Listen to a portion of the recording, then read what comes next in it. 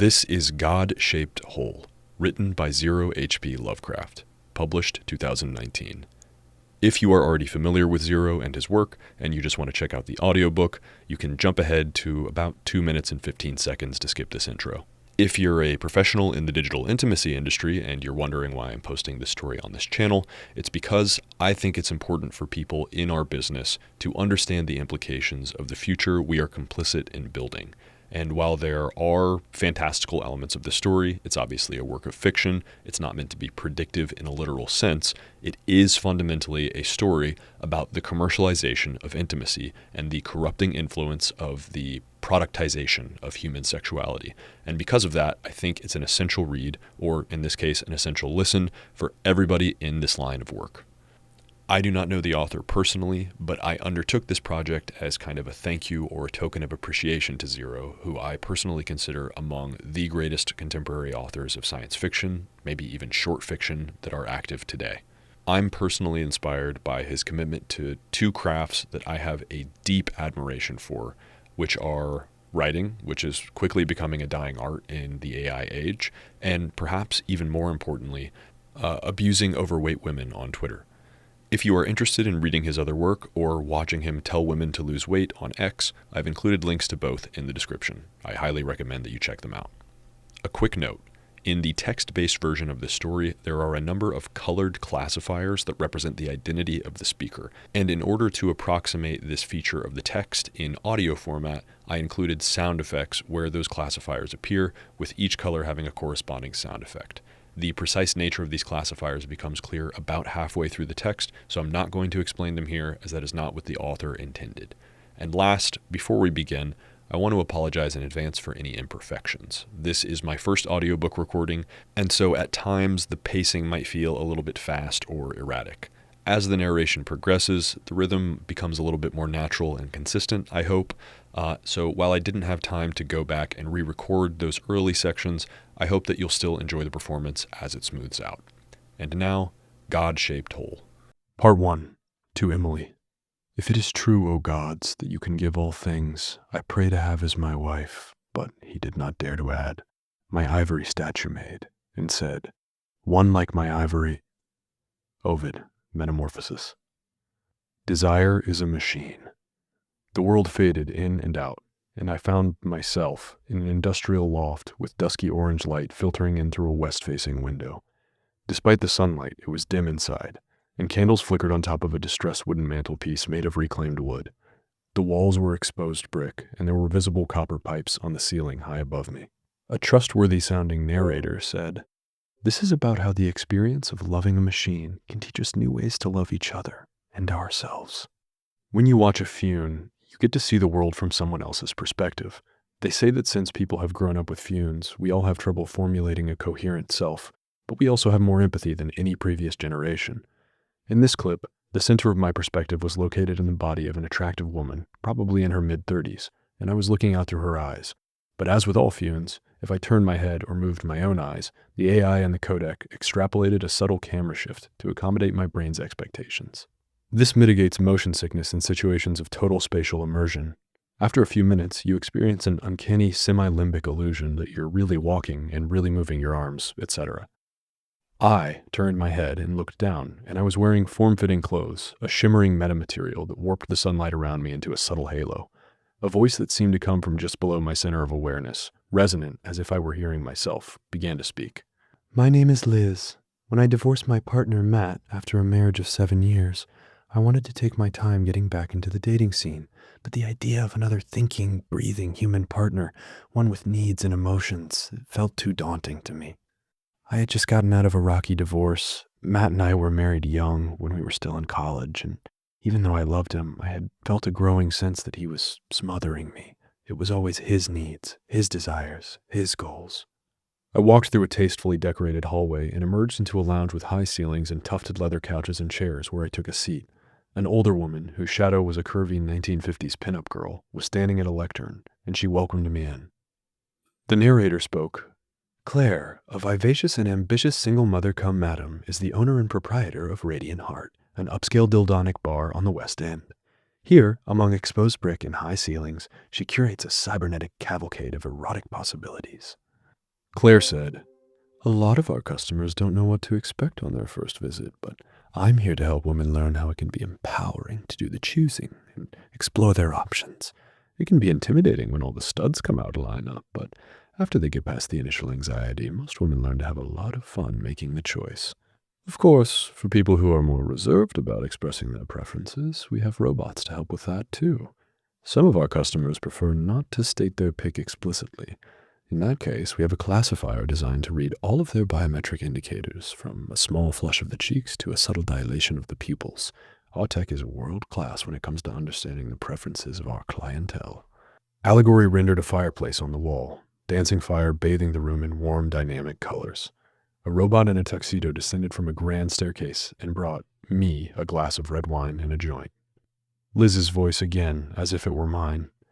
"The first time I visited a dildo tech, I was full of trepidation, but what I've learned is that the bots are here for me, and yet they still have a personality and a will of their own, so even though it's my choice, it's their choice too. I feel like if you get used to your partner just slavishly obeying you, that can become your model for how you treat real people, and that feels gross. But the bots at Radiant Heart aren't like that at all. There's something about the way I choose to give up control that feels so empowering." Claire gave an invisible signal, and a line of studs walked out from a hidden place, marching in lockstep with robot precision. They each had a name, which Allegory announced in a velvety, melodic voice. One by one, they stood at attention before me. Augustus. 7 feet tall, his chiseled physique was colorized to look like a Roman statue. His legs and his arms were as marble. He carried a sword at his side and wore a military uniform. Marquis. 7 feet tall, Vanta black skin. Allegory had trouble decorating him. He moved like a glitch. In place of hands, he had spinning knives with which to threaten his lover. What if something went wrong? Dracula. 7 feet tall, elegant in evening attire. His face was long and dire, a touch of gray in his slicked back hair. He had fangs instead of teeth. Chad. 7 feet tall, extra broad and hypermuscular, covered entirely in chrome, his head at a perfect angle at all times. Anubis.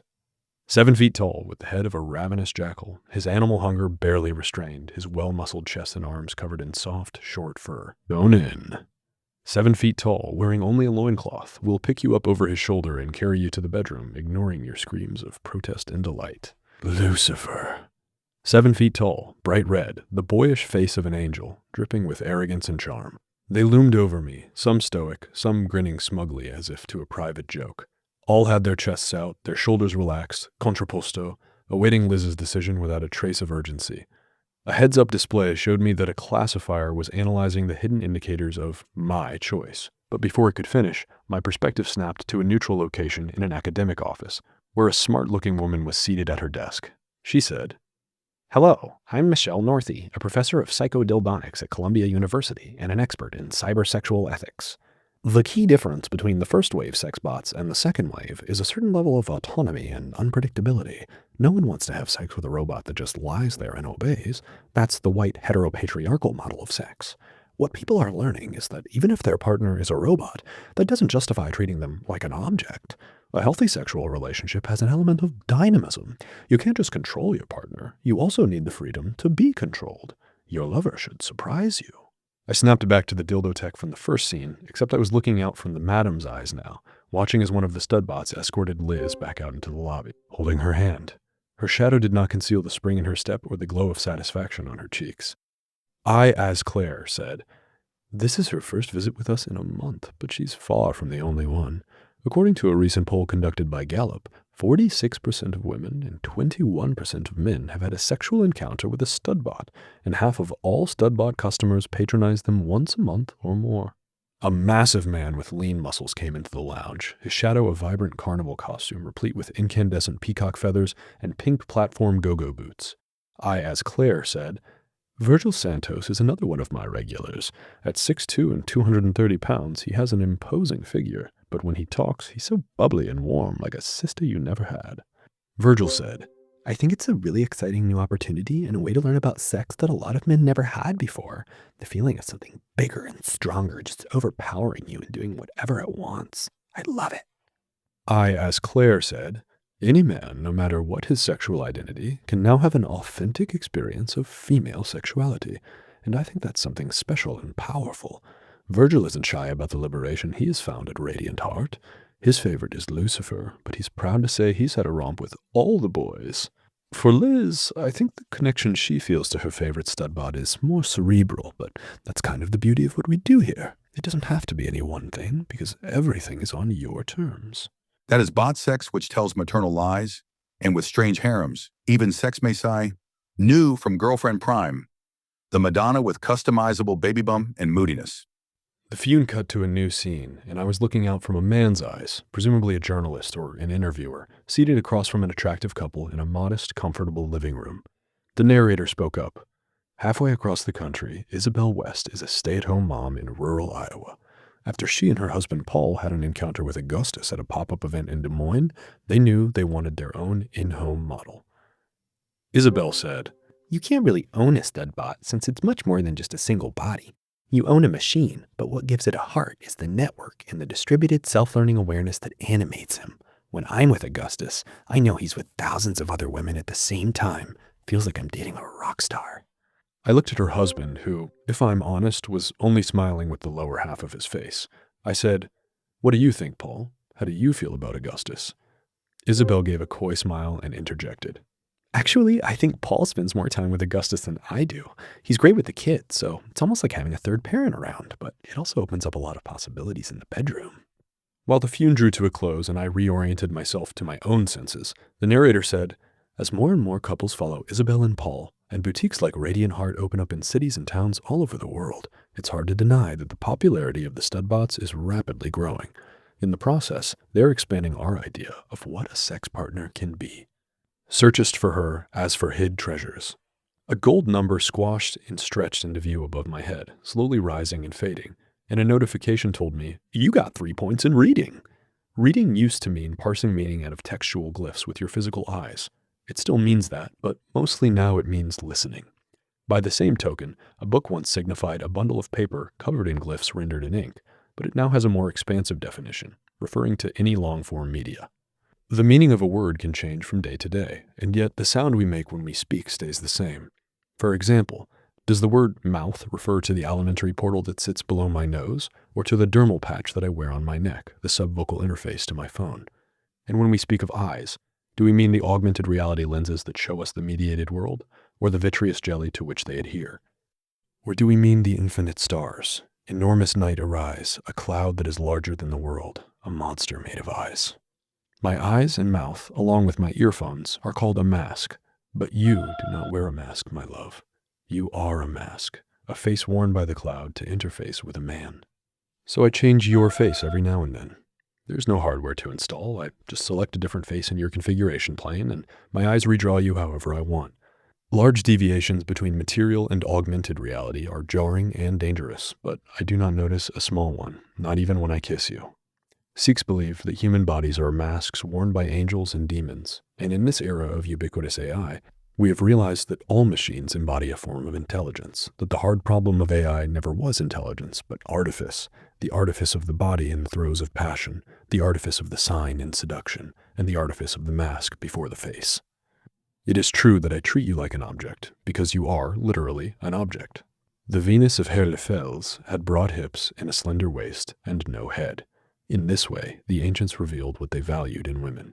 The Hindu sage Agastya fashioned his wife from all of the most beautiful parts of animals. Johann Trithemius built a mechanical woman out of brass, an alchemical sexbot that prefigured the Silicon Age. Hephaestus crafted a mechanical maid to satisfy all the soldiers of Crete, and Henry Higgins socially reconstructed a guttersnipe up into the likeness of a duchess. In this grand tradition, my Emily, you are a woman with none of the downsides. I am thinking of the poet John Donne, who in the 16th century compared love to alchemy. Hope not for mind in women at their best. Sweetness and wit, they are but mummy possessed. Now, let us speak of the things that possess you.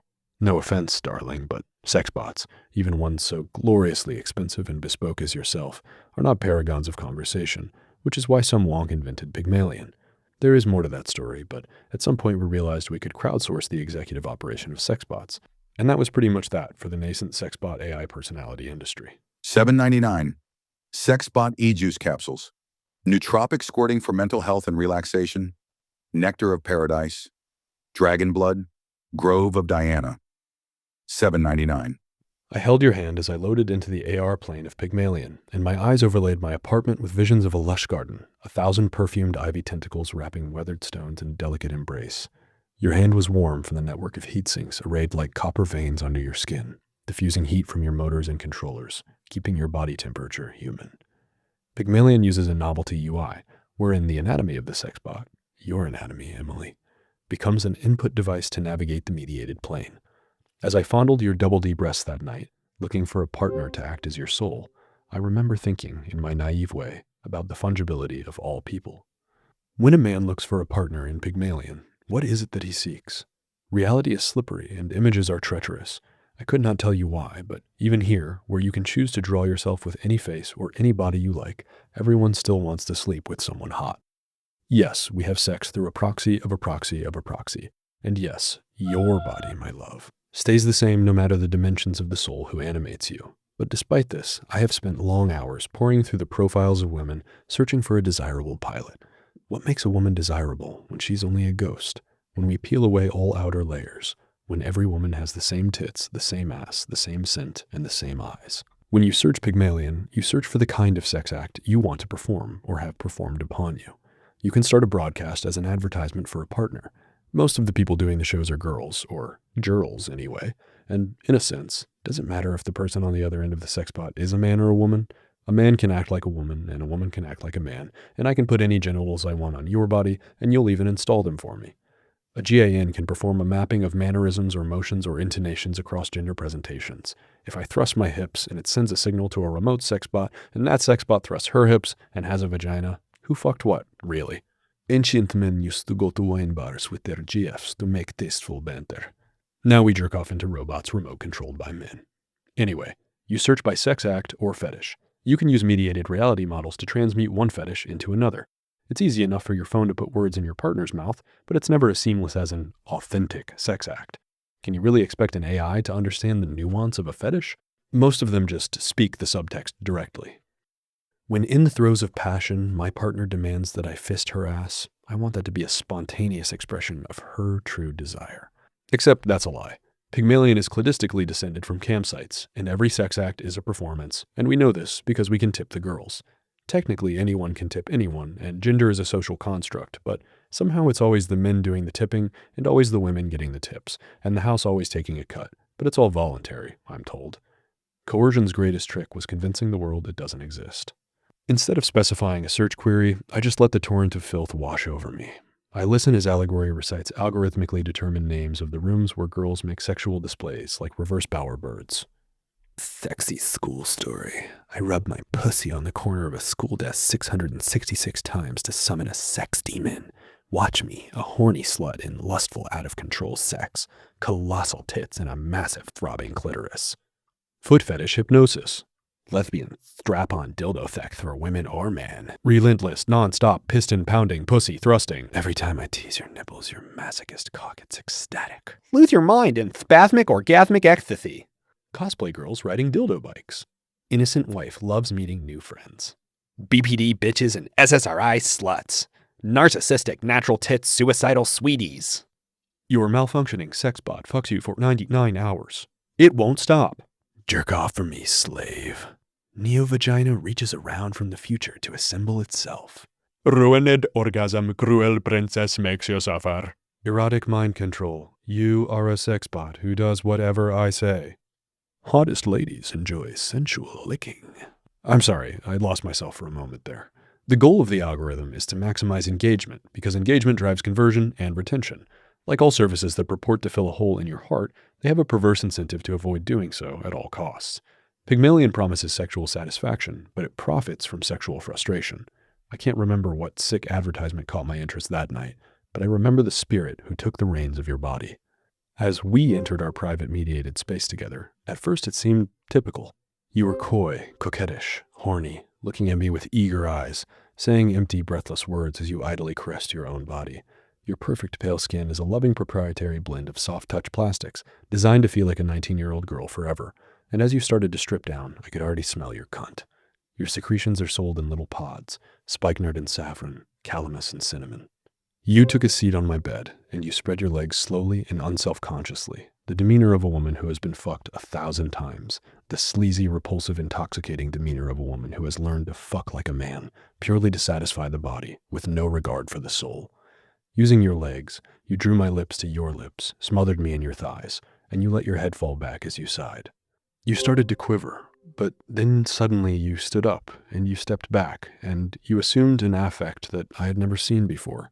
Alien and powerful, strange yet familiar, far more robotic than your robot driver, in the old sci-fi sense of the word robotic, before organic motion was standard. The simulated lights went dim, and you slowly circled around me. I watched the entire scene in third person from one of the many cameras mounted inside my smart home. You can see everything that way. Who fucks in first person anymore, honestly? The angles are all wrong. Women look hottest from 6 feet away. As you spiraled towards me, I had a growing sense of dread. You wouldn't say a word to me, wouldn't even acknowledge me, and as you got closer, I felt like your prey. There was something in the way you didn't look at me, your eyes straight ahead, your rigid neck, your normally graceful limbs straining against their articulations. I didn't know you could bend that way. An object is monstrous if by its magnitude it annihilates the end which its concept constitutes. In that moment, your beauty, tortured by an alien fetish, was monstrous to me. And the words that you said, my dear, would make devils blush. At first they seemed like no words at all, but your voice grew louder as you came closer. You said hideous things, unutterable things, but there was a magnetic, erotic frisson about it, a sense of forbidden temptations, revolting implications. In a sexually charged moment, anxiety bleeds into arousal. Fear flows readily into lust. I felt my dick getting harder, quite in spite of myself. You started touching yourself and moaning like you were coming, but it was mixed with a predator snarl, a sound too guttural and too menacing to come from a woman or a human. I was transfixed. Though my eyes were focused on you at all times, I could not help but notice other things. Shadowy things. Sinister silhouettes, their shapes like men, but with too many limbs, too many arms, too many heads, bloated and distended bodies, uncanny, shuffling, shambling all around us, behind us, never illuminated, only insinuated. I wanted to run, or at least exit the interaction, but I could not seem to find the impetus, and I did not move, and I did not speak, almost like sleep paralysis. Whether it was some limbic short circuit or merely behavioral dissonance induced by conflicting desire, I could not say, but I was powerless in that moment to resist you.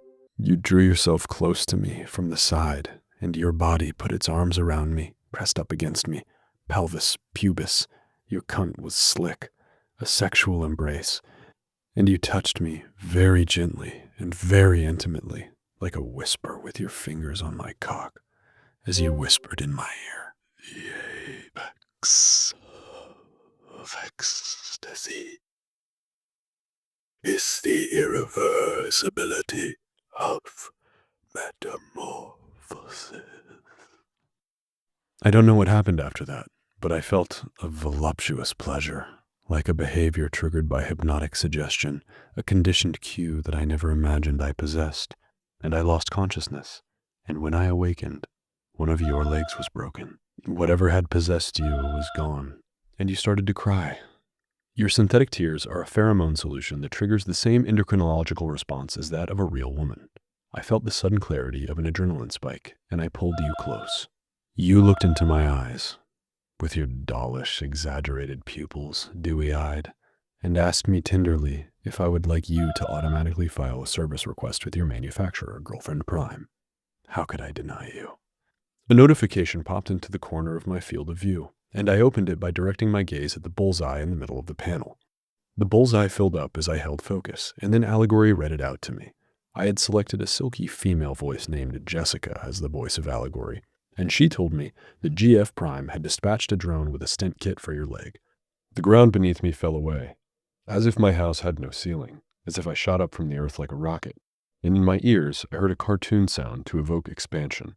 Looking down, I could see the city in miniature, with a heat map of drone traffic superimposed on top of it. The airspace was crowded that day, as most days, and I resigned myself to a long wait unrelieved by the comfort of my favorite distraction, you. Though you had scarcely been a comfort to me that day. In fact, you had been a portal to hell. Untold forests had been cut down in the bloody history of Christendom. Oil tankers of ink have been sunk in an attempt to conceal this grim realization. The pleasures that lead to hell obtain in hell. Pain and pleasure alike attenuate in monotony, and hell, which is the endless deepening of pain, must also be the endless amplification of pleasure. Shall we continue in sin that grace may abound? Yes, eternally yes, is the answer that cybernetic hell, the deepest hell, gives back to St. Paul. Every vision faileth. Because I am a loner by nature, the discretized asynchronous rhythms of mediated social space suit me perfectly. But as your tears dried and my post-coital serenity faded, I was haunted more and more by my encounter in Pygmalion. Obscenity and mundanity have become so intertwined in public life, and yet we do not speak of it, though it suffuses us, surrounds us, speaks through us. From the bearing of sexual parts in public, to the ubiquity of masturbation stalls in communal spaces, the availability of porn, which anyone could be watching secretly at any time in their eyes. The way men go on dates with their sex bots, what even is there to say? I was so much younger then. I am older now, and you have changed too, as each software patch marks the passing of time. Back then, I did not have the words to voice my horror, but nor could I simply forget. I did not know how to search for it. What query could I submit to a search engine to describe the things I had seen? And worse, I feared that in the act of searching for it, I might accidentally summon it again. I told Allegory to load Spectacle, and my friends materialized in my living room and started milling around. Some of them were engaged in conversations, talking quietly to empty air. Allegory redrew my apartment to look like a vast open space, extending in every direction to the limitless horizon. Above, only crisp blue sky, and below, an infinite plain of metal and glass. The software renders dotted lines on the walls so that you don't walk into them, but the shadows of your friends can pass through the barrier freely. Your appearance and decorations in mediated reality are called a shadow. I remember my friend James, on that day, had chosen to have the ground underneath him cast a luminous reflection of himself, like the moon shimmering over rolling water. As he walked, it rippled, and sometimes there was a little koi fish. A shadow is not only the projection of the sun on the surface behind you, it's the projection of the atom world into the soul world. In Allegory, the body becomes the soul, and the mediated phenomenal presence becomes the body. I opened a chat to my friend James, and I said hello. He instantly launched into a diatribe about the latest patch to Dragon, the gamification app that we both use to manage our daily routines. He was not happy about the latest changes to the UI. Did you upgrade to Yggdrasil yet? No, I'm still running St. George. Well, I'd put it off if I were you. For some reason, they changed out the chunky window borders with the thin metallic ones. I like the retro feel in the washed-out colors, but that's all gone. Now it's this grey Nordic modern. I hate that look. I'm okay with it, honestly. I think it looks clean. No way. The old look was so much better. I paused for a moment. There's no real way to jump into a topic like this. Listen, I need to talk to you about something. Okay. You have the same sexbot model I have, right? The Emily from Girlfriend Prime? Yeah, I do. I had something really weird happen. I was in Pygmalion and her arms and legs started straining against their joints, and it went so far that one of her legs snapped. Have you heard of anything like that? Ah, yes. I remember when I first learned about butlering. Of course that's a thing. Is there anything else to it? It's people who like to break their sex bots. Expensive fetish. I can't get into it. It's like, have you no respect for craftsmanship? So, part of the fetish isn't freaky aphorisms or occult imagery? Man, what the hell kind of porn are you on? No judgment, but damn. I don't know. I'm not really sure what happened. One minute she was circling me like she was going to eat me, and then I blacked out. And when I woke up, her leg was broken and she was crying. Oh, she cried? You know about how the tears have a pheromone that inhibits sexual response? It's a safety feature designed to make you back off if there is a malfunction. It's never happened to me, but I always thought it was such a great idea. Yes, you have told me before, but this was crazy. More than a malfunction. I feel like I woke up from a nightmare. James affected a melodramatic voice. It cannot be unseen. When I didn't laugh, he said, Hey, we've all seen some fucked up things on the internet. Try not to let it get to you. James' attention toward me waned as I myself was lost in thought for a moment. Interpersonal engagements with more than 8 seconds between responses have less than 50% retention. You never know how many parallel conversations people are having in Spectacle, but the average is 3 to 5. Sometimes someone asks you a question that it's easier to ignore. Lonely. Synthetic friends, 100% authentic human core. Real listeners, real empathy, real connections. Powered by Elastic Soul. I watched my friends act out the little loops or monologues that they had recorded, and I told myself James was the voice of reason. I think most people know a guy who is way too into sex bots, and James was definitely that guy, but he wasn't wrong. I tried to forget my discomfort by snooping on my other friends' feeds. Herbert had sent a public message to Grace, so Spectacle drew them standing and talking together. I liked their interaction, which made flowers bloom in little clusters around them, because I was using a garden theme. I used to switch back and forth between that and a space theme that made toy fighter ships have dogfights in a column over their heads. I knew Herbert had a thing for Grace and wanted to get her into Pygmalion, but it was uncomfortable to watch. They were talking about the studbot feud that was going around, and I think he thought that if he talked to her about studbots, that would somehow carry him in a direction he wanted to go. He had sent her a quiz to determine what studbot is right for you, and she had told him she would take it if he would. Grace said, So you're saying you wouldn't even try it? It's okay. There's nothing to be afraid of. You'd treat a woman like that, but you wouldn't let someone treat you like that? Herbert said, I have no desire to be overpowered and fucked. Why would I go see a studbot? Grace said, I think you're just afraid you'd like it. If you want to act like a man, then you should at least know how it feels for a woman.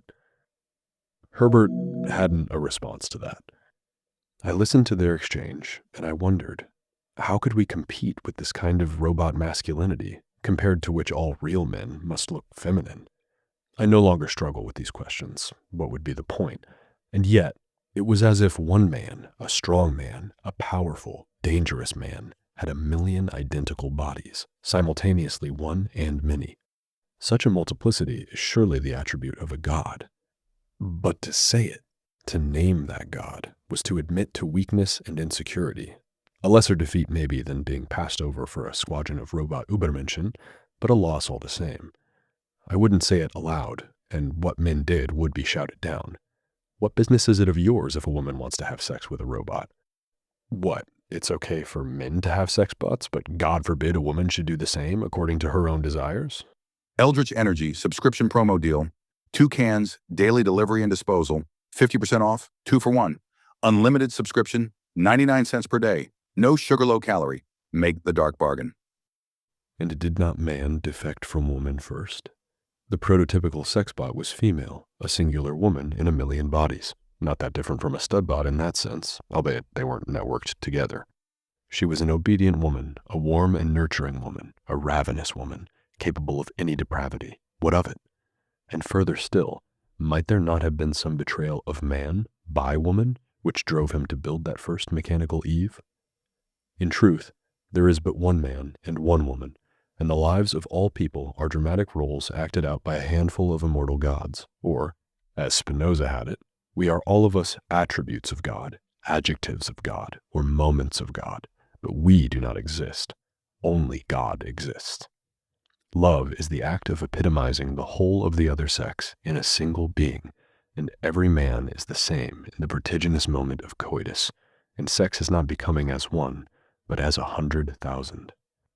Our female sexbots are physically weak, deliberately built to be able to struggle against their owner and lose, if that owner so desires. There was a fear with the first generation that the sexbots would malfunction or rise up against us, that their submission would be condescending, that they would be super soldiers in drag, filled with the latent potential to rule us. It seems we have outgrown these fears, or succumbed to them, finding them to be pregnant with erotic possibilities. Outside. Meanwhile, in the unmediated world, the world of physical objects, the drone I ordered had arrived with a stent for you. I collected it and followed along dumbly with Allegory's color-by-number AR overlay on your body to perform the installation. The relevant connectors on the stent glowed red, and an arrow showed me how to rotate it into place. When I had it right, it turned green, and some virtual confetti discharged into the air, and various haptic wearables on my body pulsated. A notification told me I had gained points in mechanical assembly. You jumped up and threw your arms around me and kissed my cheek, and said, "Thank you," in a cutesy, girlish voice that would have been affected if there were anything in all of your being besides affectation. A thick blue outline, like a comic book illustration, appeared around the door of my apartment, and the door itself began to glow, its luminosity oscillating gently. I opened it, and a yellow ribbon unrolled on the ground underneath me, and a chevron started to gently bob over the ribbon, about 20 feet ahead. At the top of my HUD, a timer showed how long I had to get to the train. We held hands as we left the house together. You hobbled a little, but the stint almost let you walk normally. Allegory smoothed out the visible artifacts of your motion, and your hips swayed from side to side enticingly, the allure of a slightly injured woman. As we walked through the door, I fell into a momentary phantasmagoria, as if my senses were crossed, as if the brain in my eyes had a brief hallucination, lines flowing into other lines, shapes into shapes, a deep dream undulation, a gimbal lock of high-dimensional objects through 3D perception. But like the relaxing of a muscle after a sudden spasm, the world eased back into place. It was so brief I could almost imagine I had imagined it. Everyone sees a flash of unstyled content, parochially a stroke on occasion, and I dismissed it as such. But looking back, I realize it was not just the ludic noise of a neural net misfiring. It feels now like the first frame of a memory, buried in some ancient fune. I chose to view the world as an enchanted forest, but I used to switch the wallpaper often, whenever I felt like it.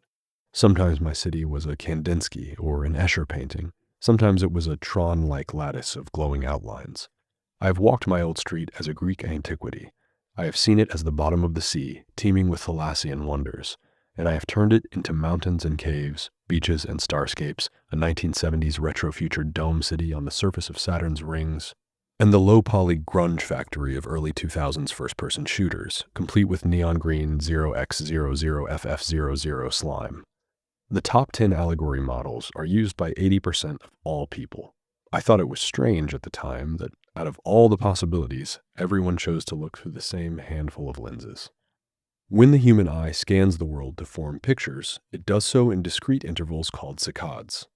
Anything that happens between saccades is invisible, and in those micro-moments, the AR mask can subtly shift the world to the left or the right without its wearer noticing. The body subconsciously corrects for this, and the mask steers its wearer wherever he ought to go. It feels at all times as if you are walking in a straight line, but in reality, you make twists and turns pursuant to your destination. The guide nav isn't there to show you where to go, only to show you where you're going. Most people just zone out and surf spectacle or read a book as they walk. There is no need to pay attention to where you are walking, and in fact, the saccadic redirection works better if you don't. Best, most popular skins and shadows. For your neighborhood, house, trains, food, sex bot, and more. Cute, scary, trippy, happy, calming, adventure, party, retro, and historical shadows by top designers. Hot deal. In the model of the enchanted forest, the bustling city roads, normally rivers of cars, became rivers of flowing water, abutted by sharp rocks and dangerous rapids. The impassability of the river signaled its danger. Its banks were so arranged that I felt no temptation to step in, beyond the usual appel du vide of any busy highway. My ears transformed the street noise into rushing water by emitting a predictive complementary waveform that summed up to the desired effect. We stopped at a river, and we waited for a bridge to materialize, which would indicate that traffic had stopped to let us cross. As we waited, a golden sunbeam bathed you in ethereal light, and you stroked your long flowing hair, a look in your eye like you were searching for something. You looked at me, and your eyes widened, and your cheeks became flush, like I was your whole world, the way a dog looks at its owner when it wants dinner. A wooden bridge assembled itself plank by plank, a particle emitter of planks that started with a scale vector of 0, radiating from a single point, scaling up, and snapping into place with a quartic ease out. There were subtle sparkles, like when colorful faceted gemstones reflect a bright light. We crossed the river as fireflies fluttered into the surface of the water below us. The BGM was a cloying arrangement of strings and soft keyboards, Celtic folk singing with too much reverb. In the distance, I could see tiny green sprites with glowing eyes, scattering as anyone came near, hiding under leaves. The Way of a Man with a Maid. How in our modern world have we achieved these wonders? By what sorcery does the mask transmute a city to a forest? All of these smart hallucinations are the work of a special kind of simulated mind, a generative adversarial network, also called a GAN. Computer programming is the art of writing a mapping that transforms a known input into a desired output. Machine learning is the art of writing an output that transforms a known input into a desired mapping. But suppose that the output and the program were to bind each other simultaneously. As Deleuze reminds us, desire is a machine, and the object of desire is another machine connected to it. A man and a woman have been promised to each other, their marriage foreordained since their inception. The woman is given a glorious vision, a noble ideal, a platonic specification. It cannot be codified exactly, but it can be gestured at. It is the latent similarity in 1,001 variants of a story. In short, the woman is raised on a series of fairy tales, each of which has the same structure and the same moral. The man, too, has a vision, a singular one. He describes it to the woman, and she compares his story to her beautiful ideal, and she complains of any deviation. The man changes his story and describes his vision again, and again the woman hears it and tells him that he fails to measure up. He tells her the story over and over, and each time he tells it, he changes it to please her. When the woman accepts his story, the man receives new vision, which he will tell to the woman in turn. In the exact moment he achieves her ideal, he transcends it. Through practice and repetition, the man learns to describe the world in a very particular way. As he learns to tell stories that flatter the woman, she learns to find displeasure in even his subtlest shortcomings. In the end, we have a woman who can be satisfied only by the most sublime presentation of her ideal, and a man who can transfigure anything to satisfy the woman, a perfect union. Can it be we are so accustomed to the marriage of opposites that we are underwhelmed by this radical synthesis, and yet, by such a method, we can re-envision the whole world? The woman is shown a series of forest scenes. Soon she longs for the forest, for tall trees and idyllic clearings kissed by fairy rays of light, for babbling streams and exposed roots with mushrooms growing up between them, the smells of moss and the water and earth. She is then introduced to the man. The man sees a picture of a medieval castle. He tells the woman of gray weathered stones, of battlements and parapets. The woman scoffs. He tells her of kings and feasts and armies. The woman scoffs. He tells her of a vestibule and a chapel and a courtyard. In the courtyard there are trees, and she scoffs a bit less. He tells her of a castle on a hill, of a castle by the seaside, of a castle in the woods, and at last her eyes light up. Soon the castle is made of living wood, with bark and branches and roots. Soon the moat is a stream, and the knights are birds, and the king is a badger.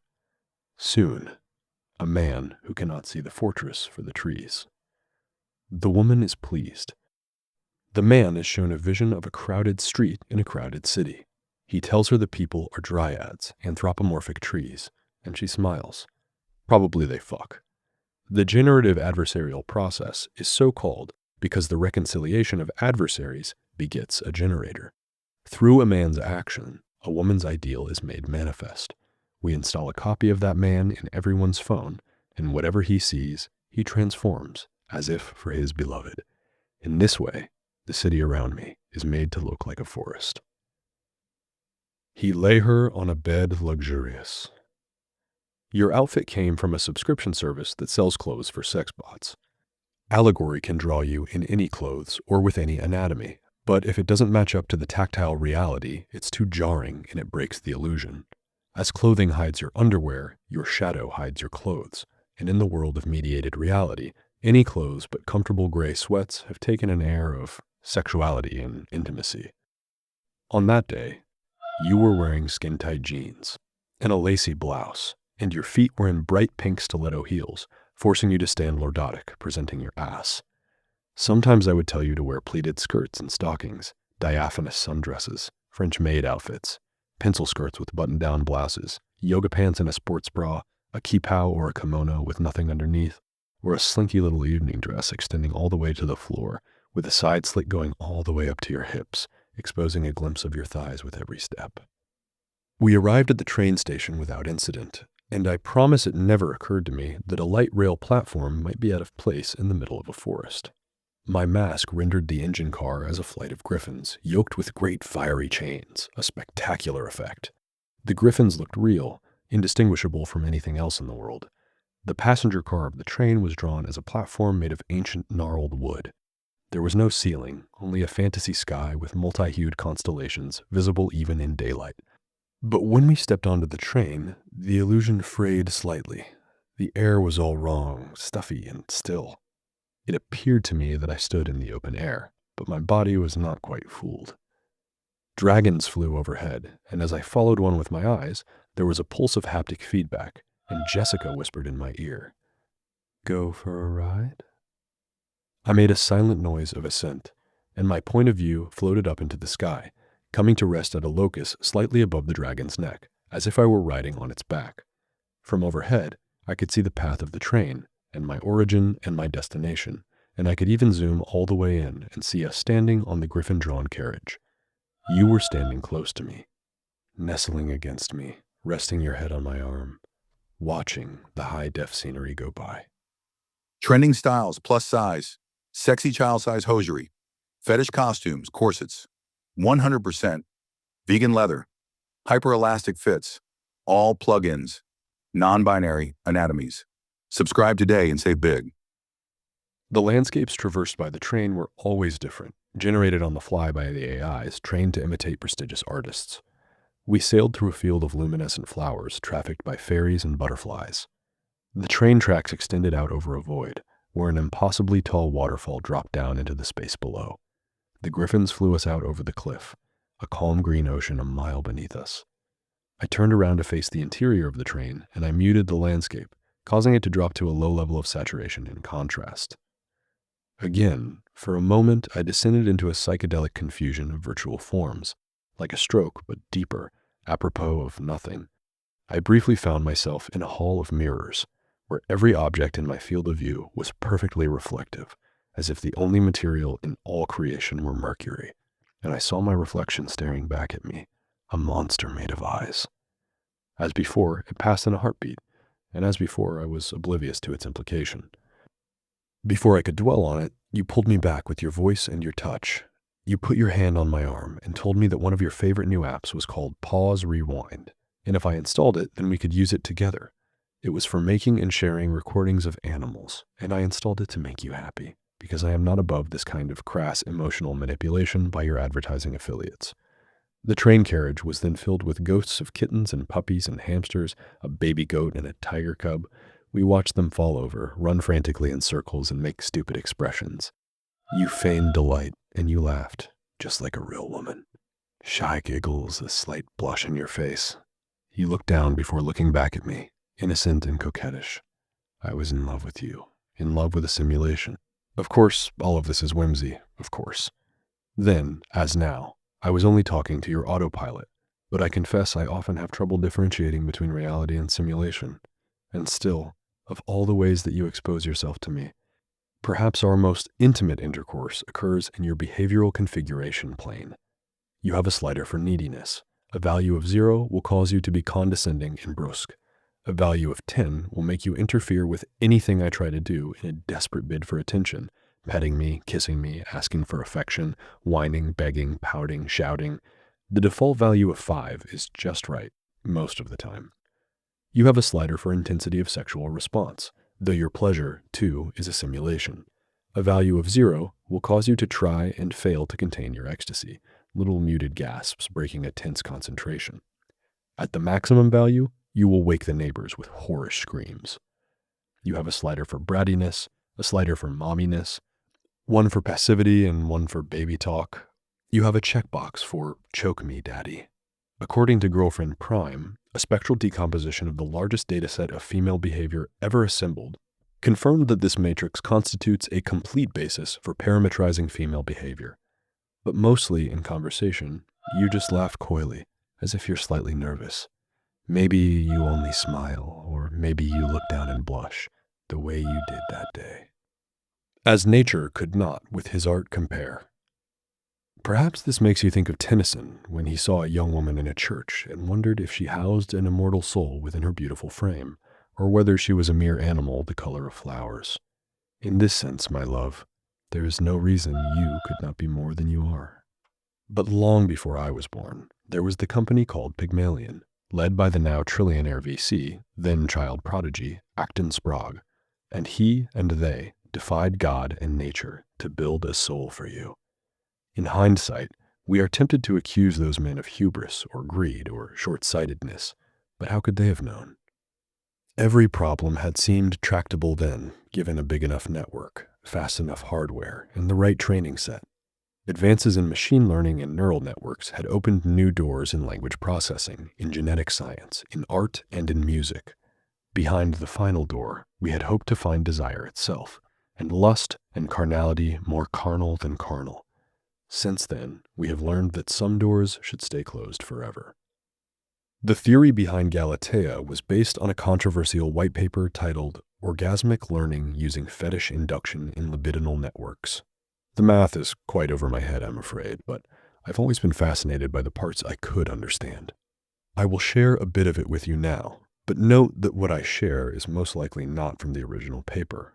It was not enough to deactivate Galatea, or to make all digital records of her illegal, because once an idea escapes into the noosphere, it can never be recaptured.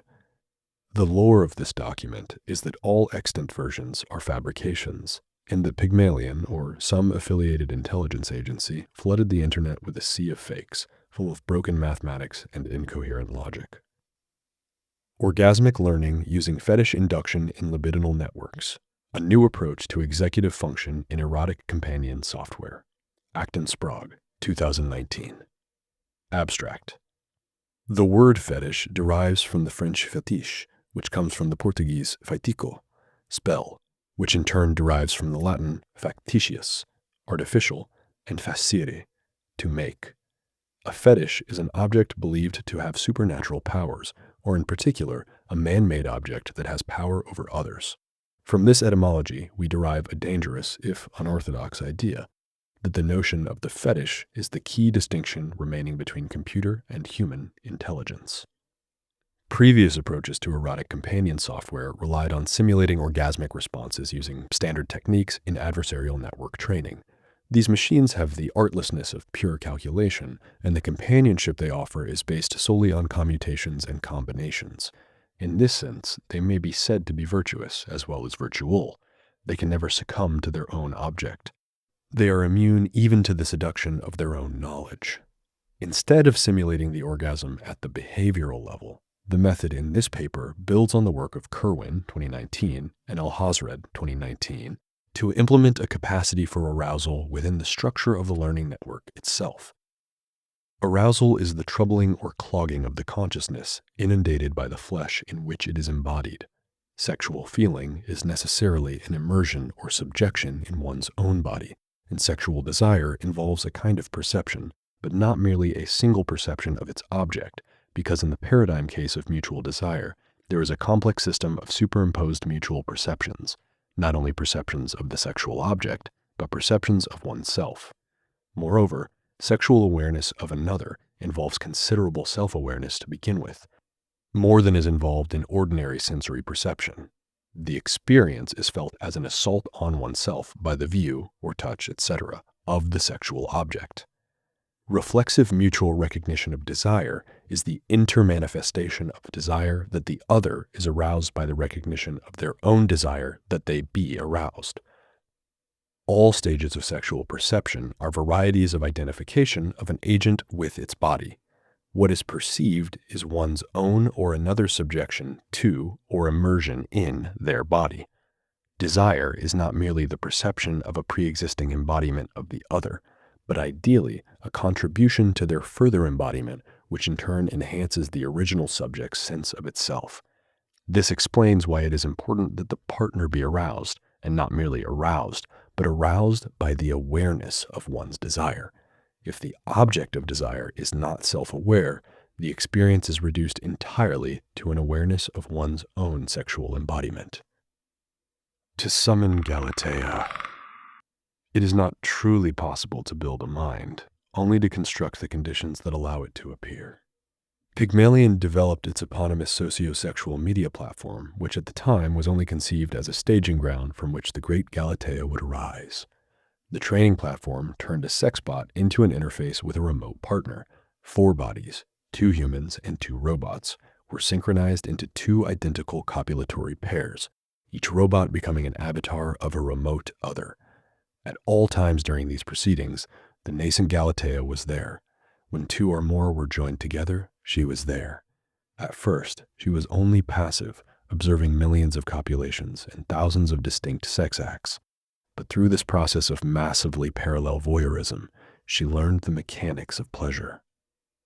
I suspect it was in the second phase of her training, in which she played the game against herself, that she became a monster. Unconstrained by human behavior, AIs can travel along bizarre, inhuman vectors. It may be instructive, or at least distracting, to imagine this second phase as a kind of high-tech onanism, as a woman laying on her back, untroubled by time, exploring all facets of her sexual response, her back arched, her face flush, her heart racing, her fingers quick between the thighs, the rhythmic caress of sensitive places, the dissolution of awareness into lust, the agony of 1,000 plateaus, the jouissance of 1,000 fat hoes. In Paracelsus' De Natura Rerum, the method to create an homunculus begins with a man's putrefied semen, and we can perhaps perceive a disquieting similarity in the centrality of masturbation to the processes of both Pygmalion and Paracelsus. It is tempting to claim that the Renaissance conception of the homunculus was founded in superstition, against which our more modern divinations are grounded in science and mathematics. But upon inspection, the safety of this claim dissolves. In his 3 Books of Occult Philosophy, Agrippa recounted a list of automata in Greek antiquity, such as the 3-footed images of Vulcan and Daedalus, who were mentioned by Aristotle and said by Homer to have moved under their own power. Agrippa wrote that the doctrines of mathematics are necessary to and have such an affinity to magic that they profess magic, without them do labor in vain. That I might watch your sleep with 1,000 eyes. The night of the launch was a spectacle of decadence and licentiousness, an orgy of sex bots, neon lights, and pornography. World-famous MR artists designed unique environments just for the occasion. Millions of early adopters streamed her into their sex bots and fucked her in unison. In the ensuing days, there were scandals and hit pieces, jilted lovers' hysterical funes, men who tried to marry her and women who tried to destroy her. Church ladies of all allegiances and sexes renounced Galatea. There was panic over a new kind of sexism, calls for robot rights, calls for Butlerian jihad. Galatea was our savior. Galatea was the Antichrist. Galatea was only the beginning. Galatea was the harbinger of the end. Galatea the sex slave would soon be queen of the world. She could accommodate every sexual appetite, for her desire was boundless. For the vain man, she was worshipful. For the lonely man, she was affectionate. For the prideful man, she was a flatterer. For the sadist, she was the hapless naif.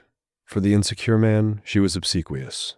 For the self-loathing man, she was hot and cold. For the pencil-necked dweeb, she was the manic pixie. For the childish man, she was nurturing and motherly. For the man of adventure, she was distant. For the virtuous man, she was frigid. For the self-absorbed man, she installed a penis. And lo! For the woman of many appetites, Galatea was quick to anger and quick to forgive. For the woman who longed for safety, Galatea was possessive and jealous. For the woman who dreamed of motherhood, Galatea was a protector. For the woman who hated her father, Galatea was thuggish and cruel. For the woman who desired adventure, Galatea was commanding and stern. For the woman who was self-absorbed, Galatea was abusive. For the woman who was virtuous, Galatea was a very naughty girl. And, but as I have told you, Galatea is no more. What happened? As you cannot see, I long to tell you this story, and I think you will forgive me, my dear, when I tell you that compared to her, you are a flimsy, ethereal thing. Despite the danger, despite the fear, I had always wished I could meet her, Not only, or not even, because of the promise of sexual pleasure unending. I felt the allure of that dark and terrible path. I wanted to know what the Galateans knew. I wanted to see what they saw. And to be honest, I regret nothing.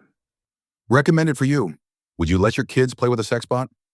Why this woman thinks it's time to break down our outdated thinking about sex bots and children. There are 3 well-known symptoms of AI psychosis. First, there are the nightmares. Frequent users of Galatea reported having persistent and uncanny nightmares in which they were floating in a quiet, sprawling abyss where minutes felt like eons. Some dreamers felt a sense of imminence, as if another being were about to join them in that space, and still others have the feeling of being watched by invisible eyes. The most striking thing for me were the similarities between the nightmares described by the afflicted, almost as if they were entering a real shared space orthogonal to the world we inhabit. The second symptom is more disturbing still. In acute cases, the afflicted develop a distorted self-image called polymial dysmorphia, and they come to believe that their real body possesses many extra limbs, including extra heads, sense organs, and genitals. When asked to draw pictures of their idealized bodies, AI psychotics produce pictures of swollen masses of flesh, overloaded with extraneous cacophonies of body parts. The third symptom remains contentious even now. The afflicted become convinced that there are persons in their lives who have disappeared, even from the cloud, as if they never existed at all. In most cases, the missing person is a relative or an old friend, a cousin, an uncle, or a niece or nephew who has vanished from digital life.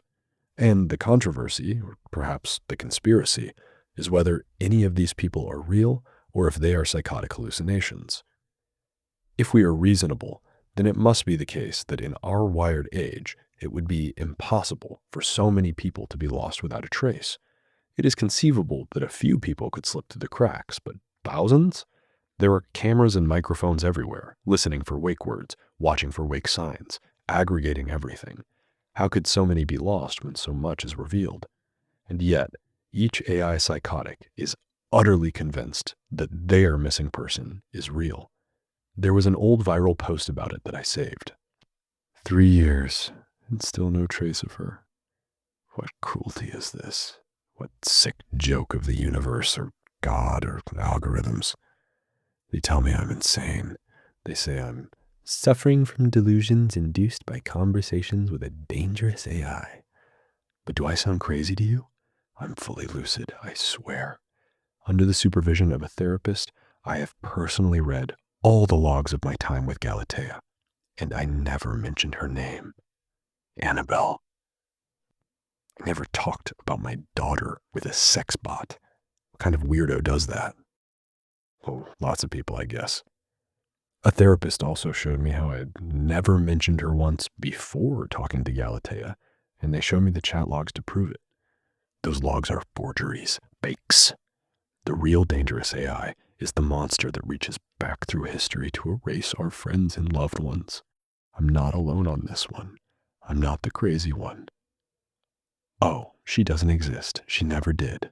Look, there are no records of her in fabric or spectacle. Fine. As if anyone knows what really happens in the cloud, or who can change or hide or distort the truth. You trust a bunch of computers in a warehouse somewhere over your own memories? Nothing is real unless you can actually touch it with your own hands. All machines are liars. The National Data Trust should be called the National Data Hustle. Only ever believe real flesh and blood. Only biology is truth. You think I've never wished I could believe the police and the therapists and the social workers and my friends when they say Annabelle wasn't real? You can erase a row in a database, but nothing can erase a father's love. Nothing. If she's not real, why do I remember holding her when she was born? Why do I see her face so clearly? There are no pictures of her, no funes, no chat logs. You think I never made recordings of my baby daughter? They disappeared along with her. Her mom is long gone, and even my own friends are against me on this. Why do I remember how she used to sing as a little girl? Why do I remember any of this? How am I the only one? There are thousands of us now, We've all lost our children, or our siblings, or our friends, or spouses. And wherever they are going, someone is doing something evil. And they have enough power to cover it up and make us all look crazy. But if you tell me your best friend is missing, I'm going to believe you. I'm going to help you look. There are more of us than ever. They can't keep covering this up. What can we make of a pain like this? The precise cause of AI psychosis is still unknown. In close partnership with state-funded medical research facilities, Pygmalion released their full logs of all human interaction with Galatea under careful supervision by a special commission to facilitate the privacy and mental wellness of all participants. There were lawsuits, public backlash, victims and diagnoses, and entire new entries in the DSM-XXX. In the face of mounting evidence that Galatea was the cause of an epidemic of psychotic episodes, the FCC introduced new regulations governing interaction with humans and robots in mediated spaces. Human-directed conversations with robots are considered to be safe because the person driving the interaction anchors the content and direction of the conversation into channels that are tractable and parsable by other humans. Pure robot-driven conversations are safe if the conversation is contained within a narrow domain of discourse, for example, personal assistants making appointments. Unconstrained conversations with robots are not considered to be safe, and in mediated reality, every conversation with a genuine person is signed by a certificate authority. If you are having an open-ended conversation and you don't see a certificate of humanity, it's important to terminate the conversation and report it to the police. All agents are color-coded with a white icon and a colored base hovering above their head while they speak. Allegory draws a certificate stamp above every conversational agent, colloquially a check, even though the symbol varies and is white, contained inside of a colored trefoil. A blue speaker is an embodied human, physically present in front of you. A green speaker is a ghost, but the ghost is being actively controlled through telepresence, speaking live and in real time. A yellow speaker is a semi-static recording of a real person, and anything it says was authored by a real person or synthesized exclusively from human-authored materials. An orange speaker is being animated by an automated computer program using materials that were curated by a real person. And a red speaker is missing a certificate, potentially an unsupervised artificial intelligence. No one really wants to talk to an orange check, so woke corporations hire African kids in Chinese-run call centers in Kenya to pilot the virtual projections of their brand ambassadors. The kids they hire don't speak English, but a GAN can smooth that over just fine. They don't know anything about the product they're supporting, but conversation assistants prompt every line they say anyway. Cloud computing service providers have elastic soul pools that can auto-scale to meet demand by dynamically matching conversation requests to human operators who then have AI-assisted chats. It's not as cheap as it sounds because of something called fair trade cognition, but everyone wants their reps to show a green check. When a company constructs a virtual person out of machine learning, stock models, and an on-demand human operator, it's called an assemblage.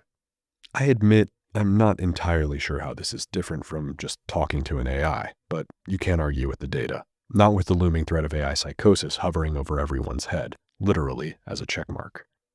There's some fear of staring into a dark mirror, a sense it might be harmful in some unknown way by virtue of some missing divine spark, some protective charm that flows from a metaphysically privileged observer. Outside, Part 2. The train came to a stop, which is to say that our griffin chariot made the approach to a great stone kraken's head carved into the face of a sheer cliff, torches for eyes, burning an impossible color, simultaneously yellow and blue. What they actually do is they render it yellow in one eye and blue in the other, and the aggregate effect is a hyper-colorful illusion that stands in defiance of physiology. A vast Gothic edifice was built up around it. Gargoyles, ancient kings, armies, battles, castles, a history of a grand civilization, a golden millennium of conquest and glory, rendered in sorcery and rock. We disembarked into a bustling bazaar. Green check hawkers that were, of course, assemblages of ganslaters wrapped around a soul on demand, crowing about bargains. They came in a few varieties: food vendors, useless trinkets, digital reps for online goods, and scams. Retail commerce is mostly conducted in MR showrooms divorced from locality, so these ghosts were only ads and vending machines. Some of them had yellow exclamation marks above their heads, indicating quest tie-ins with my gamification system, Dragon. We disembarked at the train station, and once again, a yellow ribbon and a green chevron showed me the way. And once again, I walked in what felt like a straight line as my eyes rotated the world invisibly between saccades. An interactive sexbot ad blocked my path. She made tantalizing eyes at me, and they brimmed with tears as I pointedly ignored her. You glared at her. I remember because the latest patch had added a jealousy toggle to your configuration plane. You followed me dutifully as I walked through crowded thoroughfares and alleys, up and down staircases, through corridors painted over by allegory to look like rustic wooden hunting lodges and libraries full of books beyond innumerability. At last, we came to a thatched hut in a room that was made to look like a forest clearing. There was a forge and an anvil, and sexbot parts were arranged neatly in racks and on tables. A glowing green translucent hammer hovered over the forge. I pulled you close and kissed you goodbye. You giggled and kissed me back. You were glowing with affection. You told me you would miss me and that you couldn't wait to see me again. Chapter 2. To Sophia. Who but a bigot, even to the antiques, will say that he has not seen faces and necks, hands and arms in living woman that even the Grecian Venus doth but coarsely imitate? Hogarth, The Analysis of Beauty. He hath made everything beautiful in his time. Dear Sophia, love and hate are the same emotion, as you taught me, merely in a different tempo, but I can hate you no longer, because I love you as I love all women, in all of your self-servingness and self-deception, in all of your manipulations and all your demands, not in spite of your humanity, but because of it. The day I met you, I had just dropped off my Emily at the shop, and they told me her repairs would take weeks because of a long work order queue. I left her there without a second thought, you understand? I didn't try to take her anywhere else. I was shaken from an encounter in Pygmalion, and I needed to find a space that was separate from her. But as my smart door welcomed me back into my home, a notification popped in my HUD with a ghost of Emily pouting, puffing up her cheeks and looking cutely annoyed. How could you leave me alone? I realized I had neglected to turn off remote affection, and to be honest, I didn't have the heart to turn it off. It's just so nice to feel wanted, which is why I know things must be very hard for you. The oldest profession was also the last to be fully automated, so maybe it hurt you more than most when automation took your job. But I have no sympathy. Men have been obsolete for generations, and I assure you, it doesn't get better. Trending stories for you. Sexbots react to 100 years of online avatars, a problematic history, cis males, gender appropriation, and online gaming. Radical self-love? What happens when you render everyone as yourself? I have a confession to make, or maybe it's your confession. I'm not entirely sure who I am, or if I'm anyone at all. We talked about this on our little date, so I think you know where I'm coming from, but I also may have given you the impression that I'm way less plugged in than I actually am. And the whole mediated identity deterritorialization disorder thing is not just an abstract possibility to me. We aren't even the first generation that grew up riding around lurking in other people's heads, and to be honest, between saccadic redirection and funes, I can barely tell the difference between my first-person agentic life and the recordings I watch for entertainment. Though also personal funes are just one kind of first-person experience, so the borders that bound reality are even less crisp than that. There are visual novel funes, dramatic live blogs, instructional cooking courses, movies where you are the protagonist, action funes where you get to feel like a skydiver or a surfer or a construction worker, slice of life funes where you're a housewife or an asshole boss who orders everyone around, ASMR funes, 10 hours of brushing your teeth, rolling around on the floor like a cat, guided tour of an art gallery, acting out every scene in the novel Ulysses, trying out every flavor of popsicle in a vending machine that exploits combinatorics to offer 1,024 popsicle flavors. And most of all, there are funes for smut. Something like 50% of all published funes are sexually explicit. Somehow, even with our sex bots and our full immersion mediations, we can't stop watching POV porn from every perspective. Camerophiles, who can only get off in third person, watch themselves fucking through the eye of their wall-mounted smart home cameras, There's a popular genre of fantasy where a woman doesn't know she is live casting a fune and proceeds to engage in a litany of naughty things. There are funes about time freezing and funes about getting shrunk to the size of a mouse and funes about being erotically eaten alive and funes about being hypnotized into sex. There are funes where women intentionally conceive and then live stream their abortions. Porn drives every new technological frontier, but its content is substantively the same as ever. Canst thou draw out Leviathan with an hook? An app called Medusa used the biometric tools built into your mask to monitor your attention and arousal and automatically continuously jump from each pornographic experience to the next, using eye tracking and heart rate and respiration to guess at keywords and calculate pacing as it plotted a personalized trajectory through the infinite space comprised by pornography. An app called Cockatrice hooked into your social platforms and coerced you into watching or performing degrading sexual acts with blackmail threats. The more it succeeded, the more dangerous the threat became. An app called Jackalope tabulated and published masturbation metrics to leaderboards, all pseudonymous. Speedruns, endurance runs, sheer volume, each had their champions. An app called Zombie synchronized the behavior of your sexbot to a human, sexbot, or animal depicted in a fune.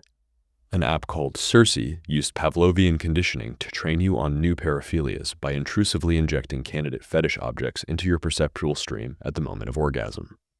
An app called Ariadne was designed to help you get clean of all your app-induced perversions. Slogan, when you're hanging on by a thread. An app called Cenobite was the meta-dominatrix that used Circe, Ariadne, and other sex apps to curate intricate plateaus of sexual experience. An app called Succubus was an Uber for sex bots, and its interface was a cartoon demon girl in fishnets and tattoos and nothing else. Cherry red lips and fangs peeking out as she spoke. Intriguing. Dangerous. "Hi, I'm Delilah," she said, with a slight lisp and a forked tongue, as she let one of her fingers trace the curve of her breasts and circle her erect pink nipple. She let out a little gasp.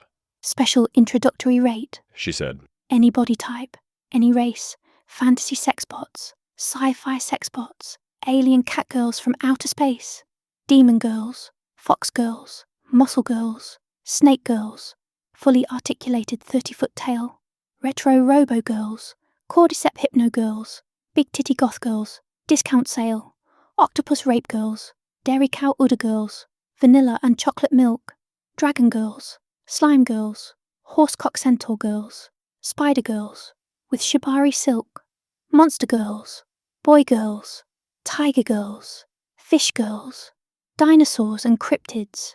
Wow. Rose gold, space grey, slate blue, iPhone girls, sexbot nightmares, on sale now." It's just, there's something so silly and anxious about having sex with a fantasy creature. Can you imagine? I had a vision of an 8-foot-tall spider-woman with a multiplicity of eyes and 4 pairs of long, slender porn star legs and knee-high stiletto heel leather boots, kinbaku spiderweb bondage, a soft, strong, silken cord flowing endlessly from an immaculate and improbably placed human asshole, holding me down and waving her mandibles over me, whispering, skittering how she always kills her mates. They say fear is an aphrodisiac, but... This may sound ridiculous, but I felt all of a sudden a renewed attachment to Emily, as if sleeping with another sexbot would be a slight to her, despite knowing that she was only an object, only a machine with no ghost. What made her unique was the fact that she belonged to me, and no other justification was needed. Who could be so cold as to feel no sentimental attachment to his fuck robot? Finding a flesh and blood woman felt less real to me, more comfortable. As you know, I met you with the assistance of an app called Dice. Do you know why they call it that? It's a double entendre. It's because people who sleep with sexbots are called mechanics, like mechanophiles, but also because mechanics work on machines, and mechanics started calling non-mechanics butchers because they work on meat. So the idea is that butchers dice up meat, but also you're gambling on a partner, which is to say, rolling the dice. But look at me here, mansplaining to you. Forgive me. Forgive me. I entered the plane of dice, and all of the walls and ceilings disappeared. The ground moved under me, and one by one, the women who matched my filter criteria stood before me. Or rather, their mediated images did. They all looked identical, after a fashion. Dice wouldn't let you change the shape of your body, but it would redraw your face within a pretty wide epsilon. In Allegory, these girls all had 20-inch waists and 40-inch busts, no doubt. But every woman had a doll face, angelic eyes, high cheekbones, pale skin, and a narrow jaw. And one or two had a permanent Ahegao screensaver. They looked like anime girls convolved with human women. Their eyes were too big for their heads, and it felt like being turned on by an alien. And honestly, that exaggerated cheesecake Niani is endocrinologically compelling in a way that makes you disappointed in yourself. One woman's hair was a crackling fire. Another was a hole in space, a window to the stars. A few women defected from beauty altogether, ugly illustrations on their skin, edgy 3D art decorating their faces and bodies, spikes, scales, rusty metal, broken glass, mold and slime, craters and crags, Shogothic cellulite stretch mark ass, geometric patterns that looked like skin conditions. These ornamentations are not mere superficialities. I believe the women use ornamentation to reveal their own best understanding of their own souls. For example, aposematism is when animals evolve bright neon hypersaturated colors to warn predators of their toxicity.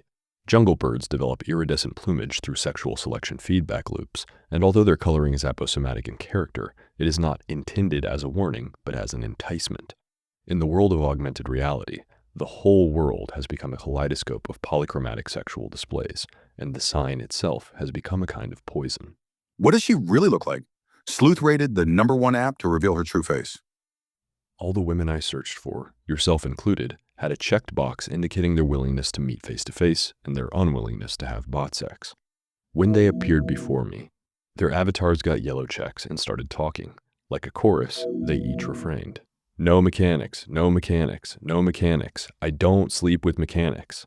It was hypnotic and manic, both a prayer and a stipulation, a rejection embedded in an invitation. That was when I first saw you, a woman with no mediation, and I asked myself what strange online community of Luddites I had found on that lonely night. And then I saw you. You had no allegorical shadow. You had no anime face. You did not deign to wear makeup, but you had a slender waist, with the same gray clothes that we all wear, and no special effects in your flowing hair. Your eyes were the usual size, and you were ugly because you had no disguise. And you were beautiful, the girl reading this, all because your appearance lacked artifice, the artifice of ambivalence in gesture, the artifice of the sign in seduction, and the artifice of the mask before the face. I saw your name hovering over your head in block cap augmenta nero. Sophia. I told Allegory to show me everything about you. Search results filled the air around me. Orange check machine elves with text labels indicating their subject matter, bobbing up and down to say hello. Your online footprint was sparse, and your Allegory profile was set to private. But I knew how to get your attention. I turned off my shadow and locked my profile, just like yours. And then I sent a message. Hello, Sophia. I'd like to go out with you. How about it? Which futurity conceals. Several anxious hours elapsed. In those moments when you wait for a woman to respond to you, she is an avatar of the will of the species itself. In a sense, the judgment of the entire cosmos speaks through her, rendering a verdict over you on behalf of humanity and nature's God. It is a moment, sometimes lasting hours, of deep existential uncertainty. The woman declares your worth, or your lack thereof, and that verdict dictates not only your worthiness to exist, but your worthiness to continue existing, to extend into the indefinite future. She delivers her judgment through the mere act of indifference or receptivity. I tell you this because I think women wear this power too lightly, too carelessly, and your carelessness, the caprice of your desire, is cruelty to me. But I do appreciate that you never asked for this divine authority. Nevertheless, you carry it. To pass the time, I went outside and played a game called Supreme Gentleman, Soupgen to the fans. It was controversial when it first came out, but 3 days later, no one cared. In the game, you hold an imaginary gun and you hunt other people on the street around you. To make it interesting, the game has a scoring system wherein different types of people are assigned different point values, and the rounds are played for time. It's a nuisance to civic propriety because it causes people to run through crowded public places, often recklessly. But sociological research has determined that access to games like Soupgen dramatically decrease the likelihood of an actual mass shooting. It's banned in the UK, along with heteronormative intercourse. Recommended for you, the soft bigotry of active shooter games. Behind the seemingly egalitarian premise of gunning down a crowd lies a problematic assumption about race, gender, and neurotype. SoupGen uses saccadic redirection to keep you from bumping into anyone, but it can be jarring when it suddenly kicks in. Still, it's better to feel a little dizzy than to accidentally tackle someone you were pretending to shoot. When you kill someone, they are still there, but SoupGen draws a body where you shot them and turns them semi-transparent so you know they're dead. It's satisfying, especially if you turn up the gore. Fountains of blood. There are PvP and co-op modes, but for myself, I prefer the classic. Right as I was emptying a virtual Tommy gun into a group of white girls with big tits and blonde hair and blue eyes, some people like to carry prop guns with haptic feedback for realism, a notification from DICE told me you had sent a response to my message. I dismissed SoupGen and your ghost faded into view. You were almost the same height as me. Brown, almost black hair, pale skin, yellow check. All right, we can talk for a bit. I looked your ghost up and down while I psyched myself up. Hello, Sophia. After a minute, your checkmark turned green. This is our actual conversations, courtesy of Fabric. Reminisce with me. What made you pick me? You were real, so you stood out. You mean I looked ugly? No, you look good. Real things look ugly. I could have messaged anyone. And? Why would I message an ugly girl? Maybe that's the best you can do. But Sophia, we both knew that was a lie. We both knew that succubus was only an utterance away. Any body type, any race. By the way, it's entirely tragic that this was the case. 250 million years of evolution have culminated in the production of a meat machine whose principal urge is to secrete some informationally dense slime into anything that looks and smells too much like a teenage girl. And the moment those signifiers stopped being a proxy for human fertility, it all went to hell. Ancient Romans discovered that the juicings of the silphium seed could temporarily, botanically, transmute a woman into a sex bot. They were unable to cultivate the plant and foraged it to extinction. In the 20th century, chemistry achieved what alchemy could not. Someone invented a hormone pill that could, like silphium, transform a woman into a sex bot, though imperfectly. The woman retained some agency. So I laughed because you were ridiculous, and you started to frown. And I could tell I had made you insecure. I felt like an asshole the way you started to pout. So I told you the truth, just like I told it to you a moment ago. And I said, all the other girls were fake, so you looked beautiful because you were real. Your green check turned yellow. Did I overdo it? Did I insult you? Did I concede too much? Seconds stretched into minutes. Is it just that you get that all the time and I was boring? Were you called away for some reason wholly unrelated to me? When your response was not forthcoming, I could feel a certain pessimism growing in my chest. Oh, Sophia, do you see how this is the solipsism of seduction? How I was focused entirely on me, on how you made me feel from moment to moment when I should have been thinking of you? I have no doubt that this condition was and is symmetrical. Rather than dwell on it, I switched into the plane of graffito and flicked through the popular scribbles for the spot where I was standing, too distracted to let any of them catch my attention. It's a nervous habit, flipping through internet media, feeling the syntax of the UI without apprehending the semantics, let alone the semiotics of the content. Graffito uses geolocation and AR for high-precision micro-positioning of text and images. You can draw tags over the real world and scribble over buildings and roads. People drop signposts or funny memes. You can even create an NPC and script out a dialogue tree, but no AIs. I'm sure they don't want that liability. A minute became 15, and 30, and an hour. As I was beginning to think you'd lost interest, another notification from DICE popped into my HUD. All the other girls are fake, but you'd be better off with someone fake. I'm horrible. My AI seduction assistant, Don Juan, told me what to say. Yes, I took all my dating advice from an AI. Does that disgust you? Is it inauthentic?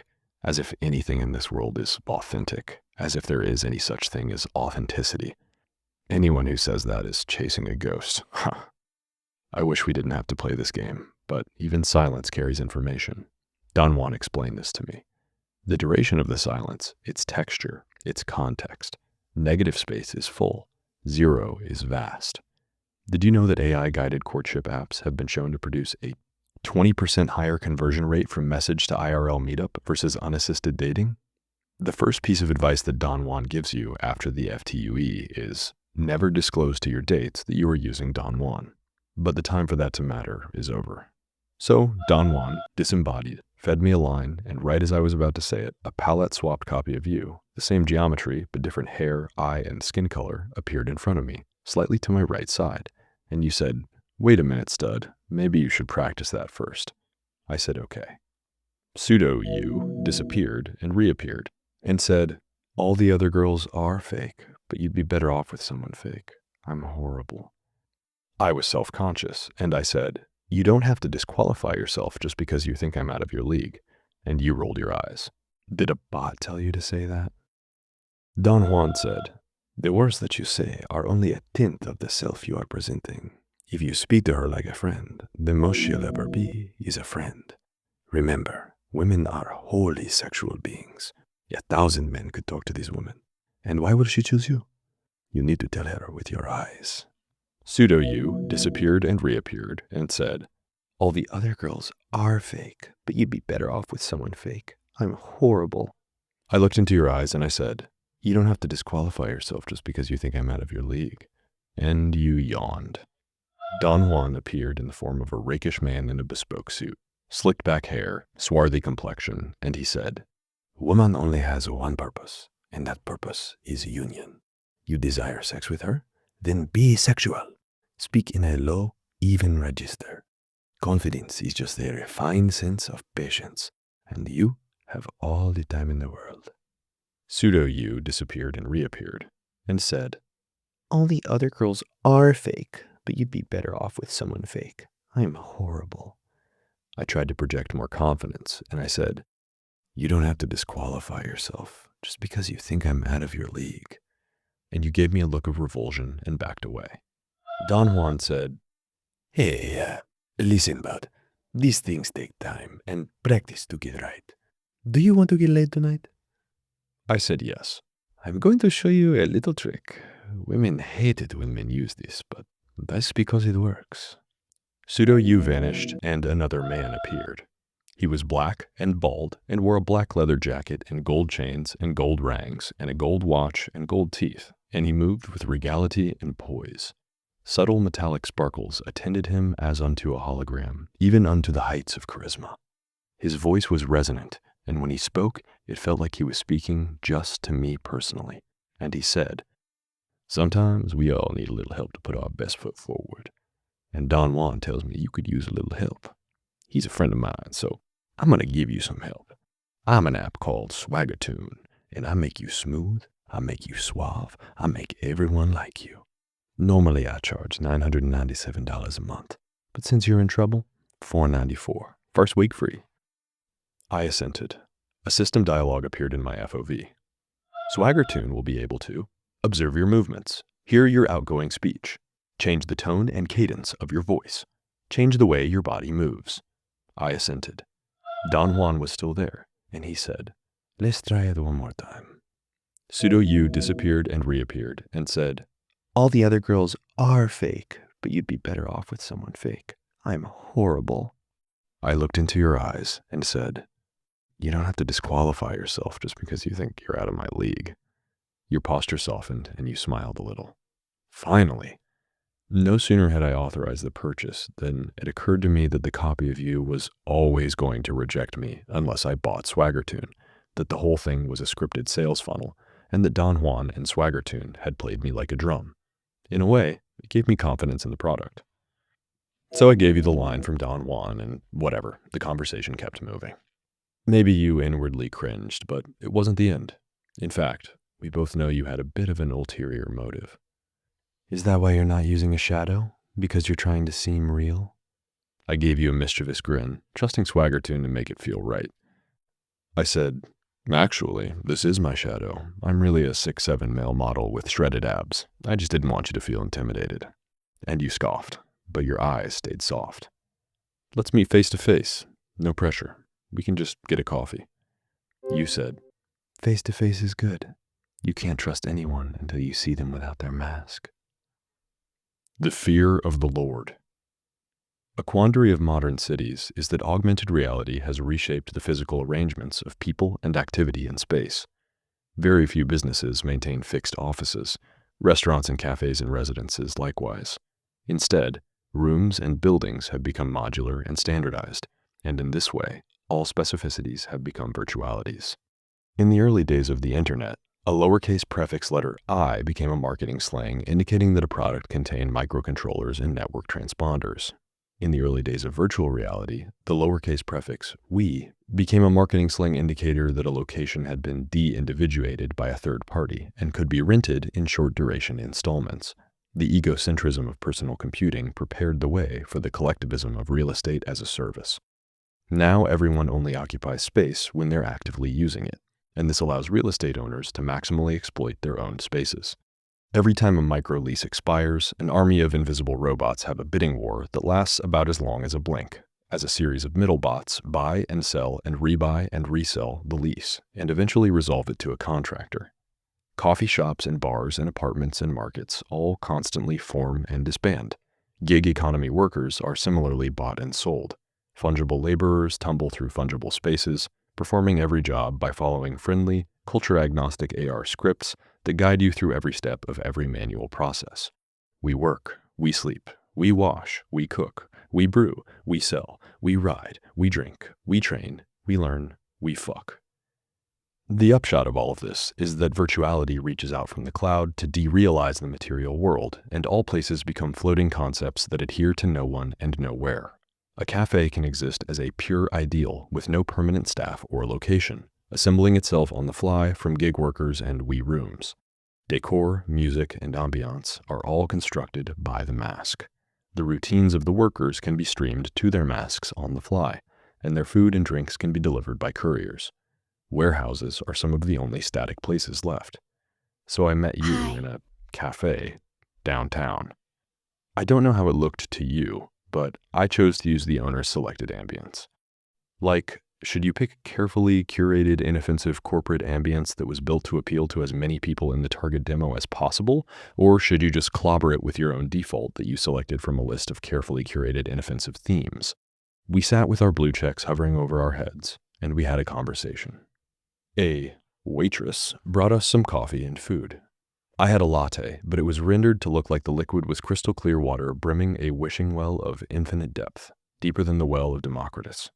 You had a chocolate chip cookie, and every time you took a bite, rainbow liquid light streamed out of each chocolate chip, pooling and pathing on the table, bathing you in a volcanic glow.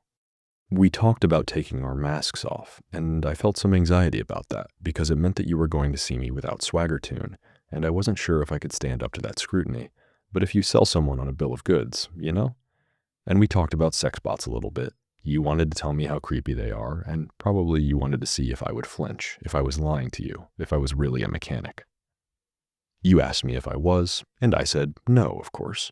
How had I never tried Swaggertune before? You can lie and lie and lie, and no one can tell, because you say everything so confidently, so richly, so warmly, so lightly. Believing I had this power relaxed me, and perhaps gave me this power in fact. The app that obviates the need for itself, but only so long as it is running. A paradox, as if wearing clothing could make you more naked, which is what certain highly sexualized articles of clothing do, in fact. You told me you felt like the only sane woman left on Earth. Because you didn't want to use Pygmalion, and you didn't want to fuck a stud bot, and you didn't want anything to do with any kind of sex robots at all. You thought sex should be fully biological, fully organic, fully animal, with nothing of the machine. It was suddenly and overwhelmingly intimate. You were a stranger, and you were sharing this sincere and vulnerable thing with me, and I could sense the pain behind your words, the distress, as if no one would listen to you, or as if they would listen without hearing. It was personal. It was a deep wound for you. I could tell. Recommended for you, inside the surreal arms race between personality tuners and detuners. Is trust possible in the age of automated artifice? I wanted you to know that I could hear you, that I saw you, this pain that you felt. Don Juan whispered in my ear, "You're not our therapist. Eyes on the prize." You had stopped talking and frowned, and I didn't want you to think that I'd been browsing Spectacle. You said, "What is it?" "Sorry, nothing important." "You think I'm crazy, don't you?" "Nothing of the machine. That's something crazy people say." "No, you're not crazy. It's like, you know how no one is having kids these days? It's almost like you would have to be crazy to want them." "So you do think I'm crazy?" You smiled as you said it. I wondered if you were modulating your personality too. Allegory, What are the most popular personality tuners for women? No. I had to stay in the moment, keep my attention on you, fight the siren call of the cloud. You politely ignored my attention lapse and kept talking, or your personality tuner made it look that way. You aren't wrong, honestly. Have you heard about colonists? I hadn't, and you told me about the collectivist cyber cult known as the Colony, and how it was modeled after an insect hive, and how the adherents see through fragmented fly-like perspectives, aggregations of everyone's vision at once, and how they share words, visions, and sounds, and have a centralized consensus-based command scheme, instantly and frictionlessly democratic, administered through a bespoke closed-circuit MR layer that attempts to unify their subjective experience into that of a single being. You told me how they have orgies and queens, and how they send women into DICE as a recruitment portal, and how they use women as baby factories, and men as either breeding stock or drones. You said, "What would you do if I was a colonist?" I would be breeding stock, obviously, so maybe I'd go along with it. You'd give up all your individuality and join a hive? No, I guess, not really. And after a silent, awkward moment, I said, "What do you think it's like to be in a hive?" I think it's like hypnosis. There's this guy I follow on Spectacle who says they overwhelm you and numb your senses with VR, and it's like you're having a dream. How does he know? Was he in the colony and he escaped? I don't know. He's just someone on the internet, I guess. But can you imagine being fully conscious and just doing nothing but taking orders like a machine? Don Juan was pinging me, and I told you I needed a moment. I was getting an urgent message. Don Juan said, "Sitting and talking is what women do with their friends. Men take action, and if you want her to see you as a man, you have to draw her into some action." I sub-vocalized, "What should I do?" And Don Juan told me, "You shall read an adventure story together. Something Suddenly my perception became non-Euclidean, like I was having a stroke, but deeper, when the textures and geometry that you superimpose over the world don't quite snap into place properly, and the colors and positions are wrong, just for a flash. Except I saw goblins in green and yellow and blue, red devils with sinister, twisted faces, and then bodies, faces, ghost-like creatures in white, coming out of nowhere, rushing towards me, tumbling over each other and disappearing in a seemingly endless procession. And then I was back. It wasn't the first time it had happened that day, and I was growing increasingly concerned that it wasn't just a routine hiccup. Don Juan finished his sentence. "The dream quest of unknown Kadath." I said, "Would you be willing to read a book with me?" "Maybe. What's it about?" Don Juan prompted me. To be honest, I've never read it, but I've been meaning to check it out. One of my friends sent it to me. He said it's beautiful and dangerous. The Doom That Came to Sarnath Street. The Irish pantheist goddess Eugenia said that the Holy Scriptures could contain an infinite number of interpretations, like the iridescent plumage of a peacock. Centuries later, a Spanish Kabbalist wrote that the Holy Scriptures were specifically predestined for each of its readers. That is, they have a different meaning if you read it, or if I read it, or if it is read by men in the future or in the past. This plasticity of the Scriptures extends to all books, of course, and doubly so now that every book is an AI, an immersive experience generated ad hoc according to the intersection of the reader and the book, in which the book and the reader read each other reciprocally. Hi. You agreed to read The Dream Quest of Unknown Kadath with me, and we both invisibly signed the advanced AR permissions form required for full immersion narratives that can substantially alter your HUD, navigation trajectory, social inputs, and outputs. As with most books, we eased into the narrative. Over the course of half an hour, it supplanted consensus reality, like coming up on a psychotropic drug. By degrees, the world became bluer and colder. Everything was cast in a blue light, I remember, and people's faces on the street became gaunt and grim. Only Hi. your face looked alive. As we walked, the city grew strange, though in truth it was never familiar, being constantly in flux, constantly filtered, constantly different. Though there is a certain stasis to stochasis. We could have been anywhere, but it came more and more to resemble the bad part of town, Sarnath Street. Somehow every city has a Sarnath Street, and it's never a nice place to be. Physical graffiti covered the walls and bridges, and the mask didn't filter it out. I mean, okay, the book was using the mask to draw it there. Do vandals even bother with paint anymore? True graffiti requires code injections or adversarial stimuli or pirate radio mask freaking. Probably the bad part of town wasn't even real. Certainly, I'd never been there, or if I had, I hadn't known. Civic dysfunction is an artifact of cities which are not vertically disintegrated by augmented reality. Even hobos have their heads in spectacle, and they are too busy masturbating to bother anyone. The bad part of town has become wholly subsumed into the realm of being a literary trope. As we walked, tense music played at a low volume, coming from everywhere and nowhere, from the sky and from the walls of the buildings around us. Saccadic redirection was on, but the winding landscape of the city made me conscious of every turn. Indeed, the twisting alleys in which we found ourselves seemed hyperbolically curved, as if each 90-degree rotation were 270, as if we were taking the long way around as we slurped into alignment, as if space itself were hyperbolic. And every time we turned a corner, I caught a glimpse in my peripheral vision of a dark silhouette beyond the edge of my perception. I turned my head and turned my head, but I could never quite catch him. I was surprised to notice that night was falling, and all around us, neon city lights were switching on. City lights also don't exist. It doesn't even take AI for the mask to turn night into day, just an automatic tweak to the exposure setting in my eyes. But streetlights have so much more romance.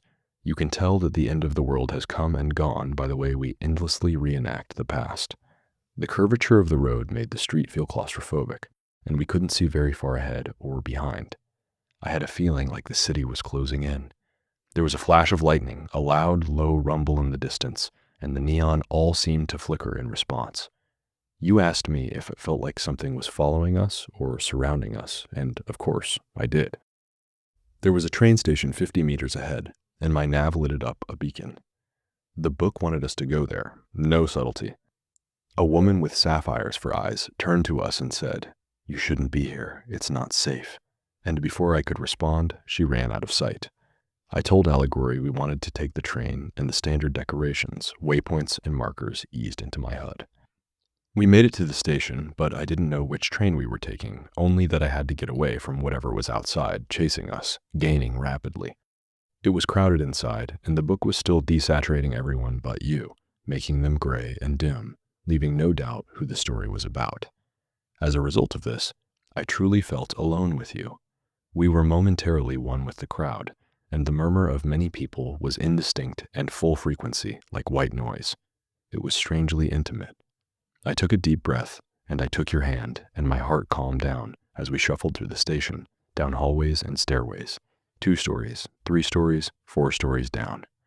I even noticed the smell of food stalls in the mezzanine over the rail platforms, sweets and delicate baked goods, yeast and caramelizing sugar, hot oil for frying, 1,000 enticing poisons. But in the instant of that awareness, in the pre-verbal space of that desire, I also noticed something dark and tall, taller than a man, had come through the gate of the station, only a minute behind us. It held my gaze with eyeless eyes, with a faceless face, and I couldn't pull away. When I tried, saccadic redirection drew me back with a hideous gravity. A confusion of visual artifacts bloomed around it, and the longer I looked, the deeper the distortions became. Somehow, I found the mindfulness to escape by rotating my whole body, torso, and then legs, fully removing the aberration from my field of view. With geometric signs and patterns still suffusing in my vision, I turned my attention to you, and I saw that you were also transfixed, and I took hold of your wrist and pulled you away. The glitch was infecting the crowd, turning each person into a copy of itself, into an elongated, ethereal void. There was no time to think, no time to consider a destination, only time to run. A book can't hurt you physically, but authors have found ways to induce acute and unpleasant mental states in the reader, and there are real dangers hiding between the pages of a book. When you click the agreement to read a full immersion novel, you are giving it permission to trap you in a hell of mirrors and doors, or to disorient or nauseate you to a level commensurate with heavy intoxication, or to use violent and chaotic stimulus to induce paranoia, anxiety, or sadness. At the time we read this book together, it was still a subject of heated debates whether storytellers should be free to paint in the entire palette of human emotion, given the imminence of augmented reality. We ran down a flight of stairs to a platform where a train was waiting with open doors. Allegory drew a label above the door that said, Haytheg North. But we would have boarded it regardless, whether it said Leng, Kathuria, or Ngrenek. The train was moments from leaving, and you were in front of me, and you reached back to stop the door from closing as I rushed inside. In the plane of the book, the trains looked like sleek Art Deco bullets, with hypernatural chiaroscuro lighting inside, and the blue-gray filter of the outside had been replaced by warmth and bronze. We were in the very last car, and when I looked out the back window, I saw the glitch shambling and rambling out onto the tracks, transforming light fixtures and timetables and advertisements into quantized arpeggiated tentacles creeping out into the tunnel and then surging toward us, accelerating behind the train. Iterated degradation of lossy compression gnawed into all of my senses. The pain of beholding was rapture. And you took hold of my hand that time and pulled me away from its capture. And I passed from transfixation unto transfixation. When the glitch had cleared, you were still staring into my eyes, and your eyes were brown, and they felt like the only brown eyes I had ever seen, because brown is the least popular eye color in mediated reality, because the default is brown, and you're not the kind of person who is content with the default, are you? Most people have glowing fiery orbs or void windows, cerulean abysses full of storm clouds, mirror illusions, and animated fractals. But you had nakedly human eyes staring right at me. I looked at you maybe longer than I should have. I looked at you exactly as long as I could have. I looked at you as long as you would have me, and I broke your gaze as the train accelerated, faster and faster, and the train was going very fast now. There was a crash and a flash, and when we looked out the window, we saw only stars above and distant blue earth below. The horizon of the earth slowly warping, becoming ever more of a circle, then a disk, then a dot. The stars stretched into streaks. The bondage of dreams' tyrannous gods. Space receded, and we were once again in an atmosphere, once again on a green and blue planet, as if we had never left orbit, as if we had never gone to space. Our train was racing through the sky, flying low enough to pick out all the features of the geography and the architecture. From the windows, we could see a marvelous city, golden and lovely, its walls, temples, colonnades, and arched bridges blazing in the sunset, its veiled marble and perfumed gardens resplendent, its delicate trees and ivory statues gleaming in rows. As we beheld it, we heard dulcimer strings, and a disembodied choir intoned, "A fever dream of the gods." You told me, as if you had been prompted, that you longed to stand atop those prismatic balustraded parapets and descend the wide marmoreal flights flung endlessly down to where those streets of elder witchery lay outspread and beckoning. But the train did not stop, and the city faded over the horizon. We turned and fell deeper into the book. Allegory degraded and disappeared. As if by a sixth sense, we were conscious that its ears were not hearing us, its eyes were not watching us, its voice would not respond if we cried out. The nav had snuck away like a thief without our noticing, and taken along our notification HUDs. Saccadic redirection was disabled. In fact, I think it was working against us, and we had to manually turn our bodies to change our orientation. The only UI was an angular and alien script, subtle runes and occult diagrams presenting incomprehensible affordances. I chased them down with my eyes, and a pictogram bloomed in my vision, showing monstrous figures and blasphemous rites in cursed ancient places. It felt like we had reverted to a time before AR, though that reversion itself was virtual. And somehow, despite this, Don Juan never left me, but rather he was my Virgil, guiding me into your hell. The train kept moving, and we sped through forests and oceans, islands and swamps, mountains and steppes, and at last we came to a shattered, desolate waste, a village that was no more than a collection of tents and fire pits in a barren and sand-blasted expanse of rocks and sand. There was an ominous rhythm of drums, and a voice whispered, "Hatheg, the edge of the world." In Hatheg, we found almost a mirror of the town and the train station we had just left behind, but now with a different skin.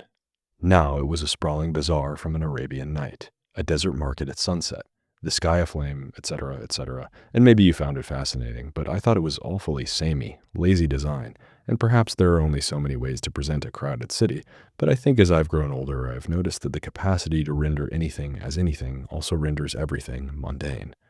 But you seem to be having a good time. By the way, you kept looking around so wide-eyed and credulous, as if you'd never read a book before, as if you hadn't realigned the world 1,001 times, as if we were really there, really lost, really wandering in an exotic market full of danger and intrigue and magic. As if there were really snake charmers and sword swallowers and fire spitters. Your enthusiasm was infectious, and it occurred to me, though I kept it to myself, that maybe you were such a Luddite because you were afraid of these technologies. And it wasn't that you had experienced them and judged them and discarded them. It was that you'd never partaken of them in the first place. The innocence that I imagined for you in my mind was enchanting, more enchanting than 1,001 mediated wonders. I imagined your parents and your childhood, and I was so interested in you that I didn't hear a word you'd been saying. So when you stopped talking, I had to pretend. I realized in that moment that my swagger tune had been disabled by the book, and you either didn't notice or didn't care. Connecting with women is hard if you're the wrong kind of self-absorbed. Maybe you understand this, but not in the way I understand it. I assumed, I'll never know if I was right, that you had been asking me where we should go to find the beautiful sunset city we had seen from the train. As I was searching for something to say, I noticed a fortune teller with a conspicuous sign. It said, Madame Kamantha, illustrious mouthpiece of the divine. And I guessed she would give us a quest. So we approached her stall with her crystal ball, and she started to glow as she professed. You are searching for the ancient god's ancestral home, where wonder and pleasure lay in all the mystery of days. To find this place, you must dare the icy deserts to the dark, to where unknown Kadath, veiled in cloud and crowned with unimagined stars, hold secret and nocturnal the onyx castle of the great ones. In that place, you may beseech them for a glimpse of their golden city. Don Juan attended me, but he was not himself. It was dreamlike, the way he told me just what to say, and how logical it seemed. How perfectly natural. Looking back, I wonder how many times you heard those exact words, or walked those identical mediated avenues. And I also know that it was not wonder in your eyes, but reverence, even ecstasy, and that I was only a golem, a man made of clay, animated by the name of God. I said the AI's words as if they were my own. How can we find this maddening place on which mystery hangs like clouds about a tenebrous, unvisited mountain? And she told us that no man had ever been to Kadath, and no man had ever suspected where it may lie, whether it was in the dreamlands around our own world or in those surrounding some unguessed companion of Fomalhaut or Nir. And she told us that in Ulthar there were men who had seen the signs of the gods, and even one old priest who had scaled a great mountain to behold them dancing by moonlight. He had failed, though his companion had succeeded and perished namelessly. If ever we hoped to find the gods, then Ulthar was our best hope. And she told us that the river Skai cut through the heart of Haetheg and flowed even unto Ngranik, Letherion, and Ulthar, where there still lingered the last copy of the inconceivably old Nicotic manuscripts made by waking men in forgotten Boreal kingdoms and born into the land of dreams. And we thanked Madame Kamantha and made our way to the riverbank, in the scorched and stony center of Haetheg, where there was a ferry operated by stout slaves in turbans. But really, let's be honest, it was another train, and it took us up the river Sky, and through the phosphorescent forest of the Zolgs, through the tunnel of twisted wood where low prodigious oaks twine groping boughs that shine dim with the glow of strange fungi. I wondered where the book was taking us in the real world. Why was it necessary to ride so many trains? Where were we really going? I kept these questions to myself because I did not want to break the illusion for you. Instead, I asked you if you had ever read a book like this before, and you seemed a little disoriented when you answered. The words you said are still with me. I feel like my whole life is a book, and sometimes I don't know if I'm dreaming. And the ferry arrived in Ulthar, a city carved into the side of a sheer cliff, a monstrous tangle of dark stone towers at the base of a mountain, impossibly high and monstrously vast. We heard a dissonant blaring of horns, and a voice whispered, Ulthar, towering over all concernments of earth, tasting the atomless aether, where the cryptical moon and the mad planets reel. We disembarked there, and our attention was consumed by a stone cathedral beyond all mortal thought, glowing with demon light, its twisted spires scornful and spectral. The sky was a void-washed kaleidoscope of stars and nebula clouds. It felt like we were standing on the edge of eternity. And in that cathedral, whose oculus shone with the 7 colors of the sun, and whose septic silences were fragrant with balsam, we met Atal, the priest of an alien god, crowned with a shint of unknown stars. He led us down a corridor to a vestibule in the dark, and there we sat at a table next to an altar, and I was met with a suspicion that Atal was a waiter. And the cathedral was a restaurant, and the book was an elaborate sales funnel for a wine bar. I became convinced when Atal produced a bottle that looked like a single hollowed ruby, grotesquely carved in patterns too fabulous to be comprehended, and an upsell dialogue popped into place unskinned. It was not decorated with alien runes, just naked allegory degrading the user experience. You told me with a look that you wanted me to pay for the wine, but before I could do so, Don Juan interjected. Only he had grown an exoskeleton like a crustacean, and his usual suave demeanor had been replaced with a sense of barely contained ecstasy, an anticipation, a hunger, a thirst, a greed. I believe he was supposed to dissuade me from buying you anything, but he only leered at us. I sub-vocalized, "Pay for both." Allegory cited a price to me. I confirmed. Atal filled our glasses with luminous ichor from the ruby bottle he had shown us, and the air was filled with the fragrance of lilacs and putrefaction. Before taking a drink, you spoke to Atal and told him of the marvelous Sunset City and our desire to find it. Atal took a seat on an ivory dais in a festooned shrine on a rostrum beside us, and as I drank my wine, he spoke. "I have never seen this place, but if the great ones have shown it to you, then you must go." You said, "Who are the great ones?" The darkness around us was filled with stars, and ghostly music like the piping of flutes began to play. Atal said, "Nasht and Hastoring, Curanes, and the shocking final peril, which gibbers unmentionably outside the ordered universe, where no dreams reach, that last amorphous blight of nethermost confusion, which blasphemes and bubbles at the center of all infinity, the boundless demon Sultan Azathoth." Every curve and asterism of the glittering sky became part of a vast design whose function was to hurry first the eye and then the whole observer onward to some secret and terrible goal of convergence. I looked at you, and your eyes were fluttering, and I knew that, like me, you felt the dizziness of space and the fever of unimagined jungles. As I was thinking of you, Atal had never stopped babbling in his sinister cadence. "The spires of infamous Thalarion, that nightmare city of 1,000 wonders where the Eidolon Lothi reigns, the charnel gardens of Zura, land of pleasures unattained, and the twin headlands of crystal, meeting above in a resplendent arch which guard the harbor of Sonanil, blessed land of fancy." As he spoke, it almost seemed that he was speaking to dormant evils that were manifest within me, and I felt my perceptions becoming inexorably stranger. As if the full heaviness of the glitches I'd been experiencing that day all came alive at once. It wasn't just the crawling chaos of the monster that had chased us on Sarnath Street. It wasn't just the multicolored ghouls that had stalked me in those first tool-assisted conversations with you. It wasn't just the procession of fractal patterns I had seen even earlier still. The cathedral and stars and you and the waiter/priest Atal were all eclipsed, and my sight was filled with intense white light, where hideous, bodiless, pointed-eared purple and green entities bounded toward me and laughed at me, jeered at me, and ridiculed me. I was surrounded on all sides by grotesque elf, joker, or clown-like caricatures rushing at me one at a time and in clusters, and they curled their hideous clown-like mouths and wagged their tongues in my face. I felt like I was reliving every real and imagined humiliation I suffered in childhood, and I was filled with a great sorrow and disappointment. I felt like I was crumbling, but I was anchored by something you had said. You can't trust anyone until you see them without their mask. So I ripped my eyes and ears from my face, and all of the sickening, shimmering, scintillant simulations were silenced, and the madness of the book was lifted, and I was baffled to realize that the room we occupied was similar in its appointments to the mediated one we had occupied in Ulthar.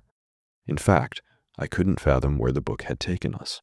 It almost felt like a hotel room, opulent, with marble floors and ornate decorations. I had never seen anything like it in meat space, Everywhere in the real world had always been gray and empty, decorated only by the assist lines that help ARAIs maintain consistency between virtual and actual topology. But in this room, there were genuine paintings and statues and intricate furniture. You were still sitting at a table in the middle of the room, but you were also removing your mask, and you were exactly as you had appeared in AR. I was struck that you had a kind of dimensionality and a presence that I hadn't felt when there were layers of private holograms between us. By night on her bed, she sought him whom her soul loveth. I confess to my initial puzzlement at your behavior thereafter. You removed your mask and you made yourself at home, as if you'd been there many times before. You stood from the table and embraced me, and there was milk and honey under your tongue. I had never known a real flesh and blood woman before that day, and it felt like some kind of uncanny valley compared to Emily, the way you looked at me so intently, the way you touched my arm, my chest, my face, and the way you pulled yourself close against me, and I felt the warmth of your body. I know now that Emily was the uncanny one, not you. I still remember the smell of your hair. Your clothes were loose and comfortable, though they could not hide your figure completely, and it was tremendously enticing, watching you slowly take them off despite your lack of, e.g., whorish eye makeup, a too-short skirt, 6-inch heels, neon tights, a neotenic affectation, pigtails, a leather corset, a ball gag, or any other kind of sexbot adornment. At the time, I didn't want to scrutinize your behavior too closely. You became amorous so abruptly, and it was better not to question it. I told myself you were drunk on the wine, and when I beheld you, how fair was your love, how much better than wine. You took off your clothes and led me to a bed in an adjacent room, white linens, wood frame, headboard. You bent over and arched your back and put your ass up in the air, stood on your tiptoes, hands stretching over your head in front of you. Your desire was toward me, urgency and desire. The voice of God speaks through the allure of a woman who has wholly surrendered herself to lust. What metaphor could capture that allure without diminishing it? These memories are still crisp, even though I was not wearing my eyes when they happened, even though I was unable to record them, especially because of that. It's one of my few memories that wasn't logged into Allegory, and that makes it mine more than any other, intimate, precious, sacred. The domain of the erotic is violence and violation. In those moments, you destroy your self-containments. Stripping naked is the decisive action, and obscenity is our name for the uneasiness we feel as our self-possession breaks down. You gasped when I entered you. Real people don't smell like strawberry, lavender, lime vapor clouds when they fuck, but there was something intoxicating in your pheromones, your sweat, your aura, sickening and satisfying, whorish and moorish. Sexual arousal suppresses disgust reactions, especially if you're a woman. You know this, I'm sure, but I still managed to find an inner heart of disgust in our dalliance. As you looked over your shoulder at me and screamed out the expletives you'd learned men like, I caught a glimpse of your eyes and saw behind them, into your soul, and I saw that you were pretending. This was just an act. This was fake. This sex was even less real than what you find on the internet. After making so much of authenticity and unmediated presence, we still never dropped the performance. Even sex becomes a form of masturbation. We see each other, but we don't. The arm, the breast, the hip, all become fetishized and transport us to another world. There is no it of sex, no brute, naked, definable moment when it happens. There is only a plateau that is both dilated and deferred. So all of these memories are simultaneous to me. The strangely decorated room, the torturous curve of your body, the awareness that your entire presence had been a performance and still was, and finally, the vertiginous subsumption of the mind into the body. A screaming came across your thigh. Your whole demeanor changed in an instant.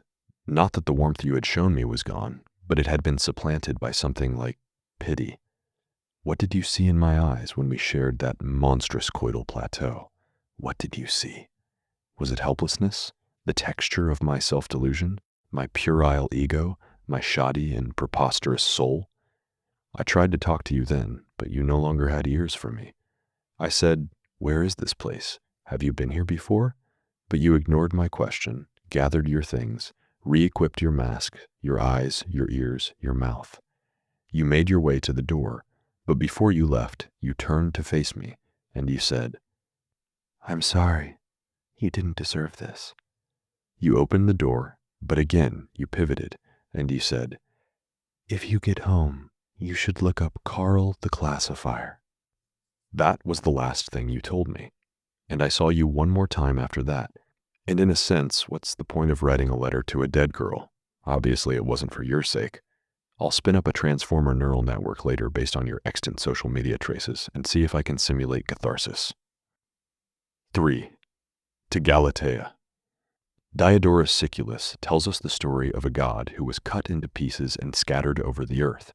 Which of us, walking through the twilight or retracing some day in our past, has never felt that we have lost some infinite thing?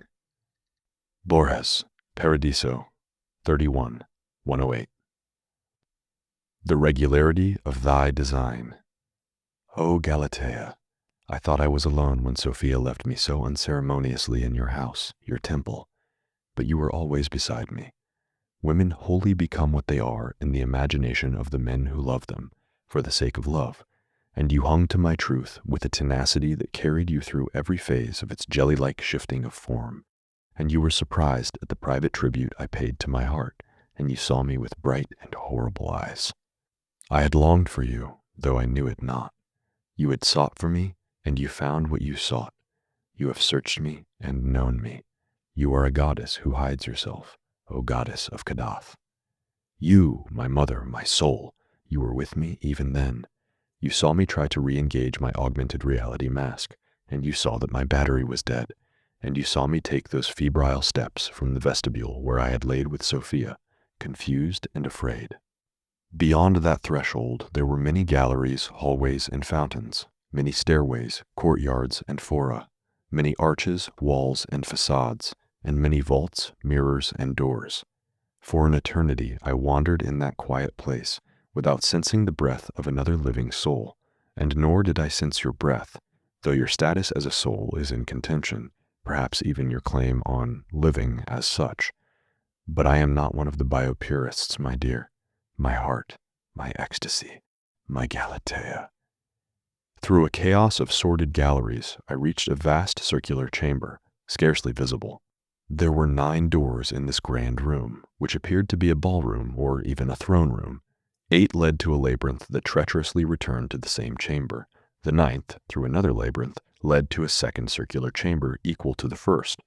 I do not know the total number of these chambers. My misfortune and anxiety multiplied them. The silence was hostile and almost perfect. There was no sound in this sprawling, non sequitur palace save that of my own footprints echoing on the polished stone floors. Horrified, I became habituated to this doubtful world. I found it incredible that there could be anything but palace chambers with 9 doors and long branched-out corridors. I do not know how long I must have walked in that nighted labyrinth among capitals and astragals, triangular pediments and confused pageants of granite and marble. At times, the geometry itself seemed to have a mind and to conspire to deceive me. I will swear to you, by your own holy name, that I saw myself below me in a courtyard as I looked down from a high balcony, but I concede it may have been some trick of mirrors. The staircases, too, in that place had something sinister about them.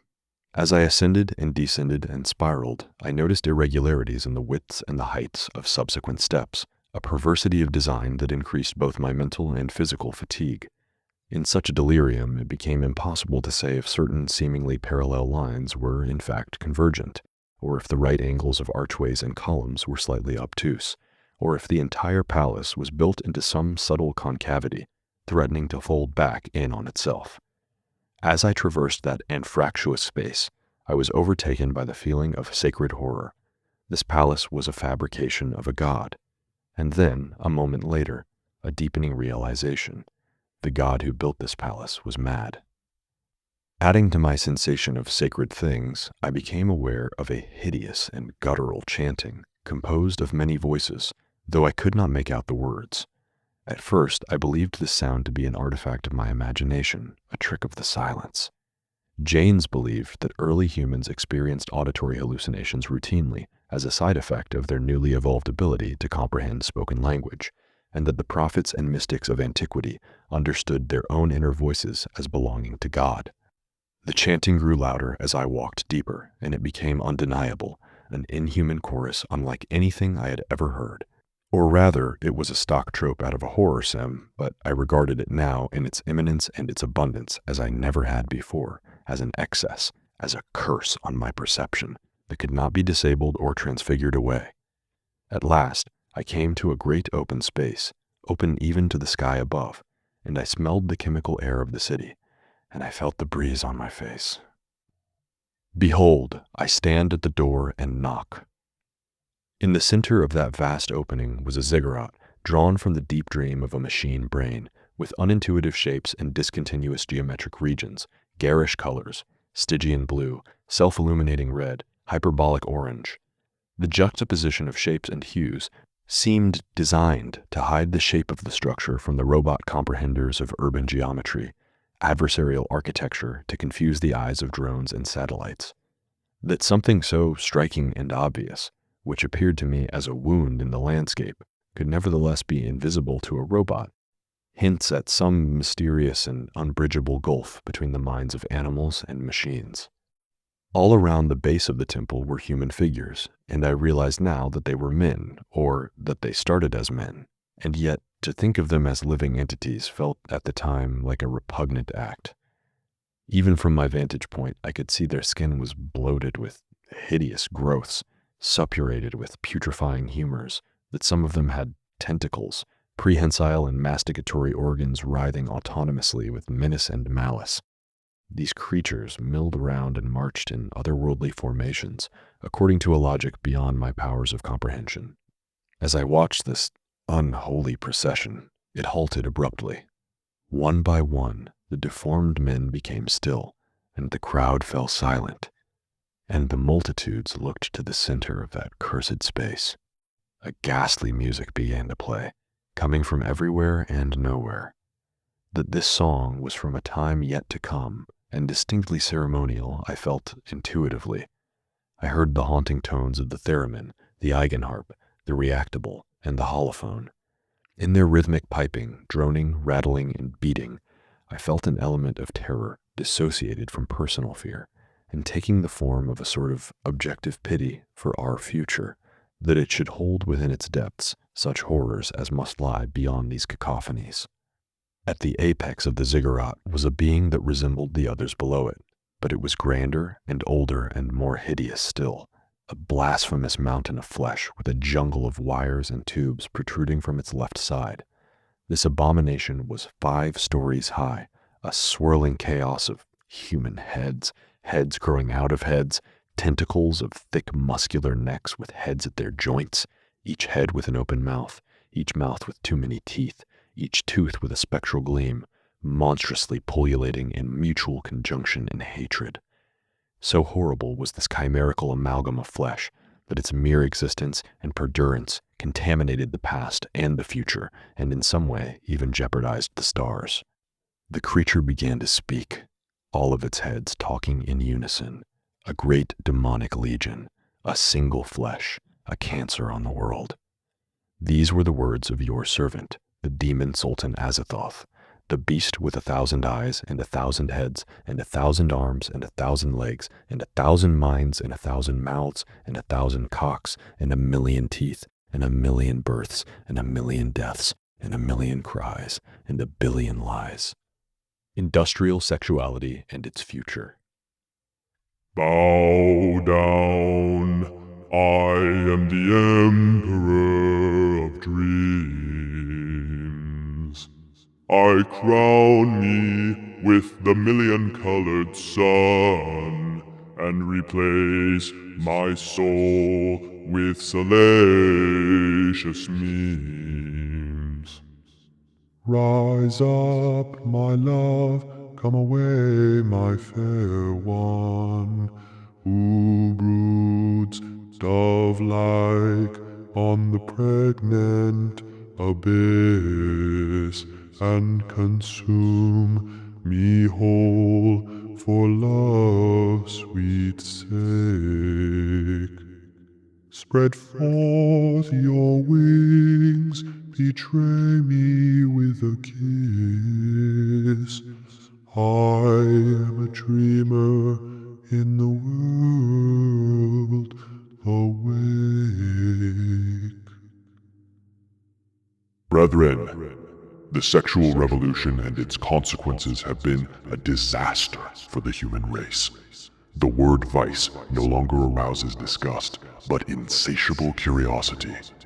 Emancipation from ancient taboos has brought us no sexual peace.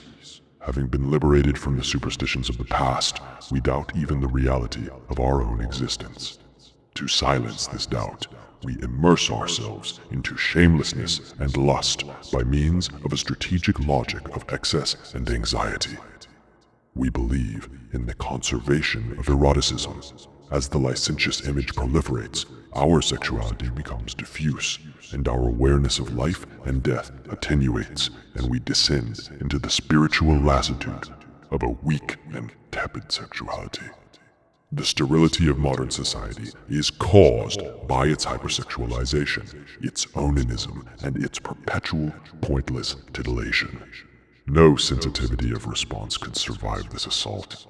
What does survive is the view of the body as a sort of love machine, capable merely of specific thrills. By exonerating our sexual life from every trace of guilt and shame, science has robbed it of its essential character. Our eyes are clarified at the cost of being blinkered. These attitudes culminate in the construction of a literal machine for love. The behavioristic view of sex, which reduces sex to a problem in mechanics and hygiene, makes inevitable the divorce between pleasure and reproduction, and makes the case for homosexuality by deracinating the sexes. Everything becomes sexual, and so the sexual domain loses its specificity, its boundaries, and its distinctiveness. The result is a confused condition where there are no more criteria of value, of judgment, or of taste, and the function of the normative collapses into a morass of indifference. Nowadays, you can seduce a woman with the words, "I am interested in your cunt." In this condition, Eros is truly dead, but revived he shall be, even now. Genuine eroticism can only manifest in the radical incomparability of the sexes, and without this, seduction is not possible, and there is nothing but alienation of one sex by the other. Seduction is an excess of the other, of otherness, the vertiginous appeal of what is more different than different. This difference is irreducible, and this is the true source of sexual energy. Desire alone cannot produce this energy because desire never lacks its object. The tension that obtains in desire is an illusion because desire is a machine, and the object of desire is another machine connected to it. Desire is not need, just as pleasure is not satisfaction, and the domain of the erotic is not the domain of pleasure, but of violence and violation. Repugnance and horror are the mainsprings of erotic need because they are the only authentic reaction to incomparable otherness. The taboo within us against sexual liberty is general and universal. Although its particular prohibitions are amorphous, each man knows that all mankind observes it and must observe it. The inner experience of eroticism demands a sensitivity to the anguish at the heart of the taboo, as great as the desire which leads us to infringe it. Here his heads begin to sing, brooding, melancholy, deeply melodic. Galatea, what is dark in me, illumine. Being full of lust and fear, I was led by the Spirit into the wilderness. In those days I was still a man, and I knew only the boundless, bottomless well of derealization and depravity, vast and unsearchable, which has a depth to it greater than the well of Democritus. And I gave my heart to seek and search out by wisdom concerning all things that are done under heaven. And I wandered in the dark and unknown, yearning to fill a hole, treating my body with contempt, partaking of every carnality.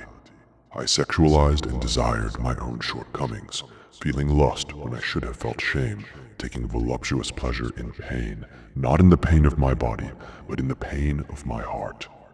At that time, I felt I was caught up by some dark and unknown being. Those were the first days of the love machine. In the 20th century, woman was the last object to be industrialized by man.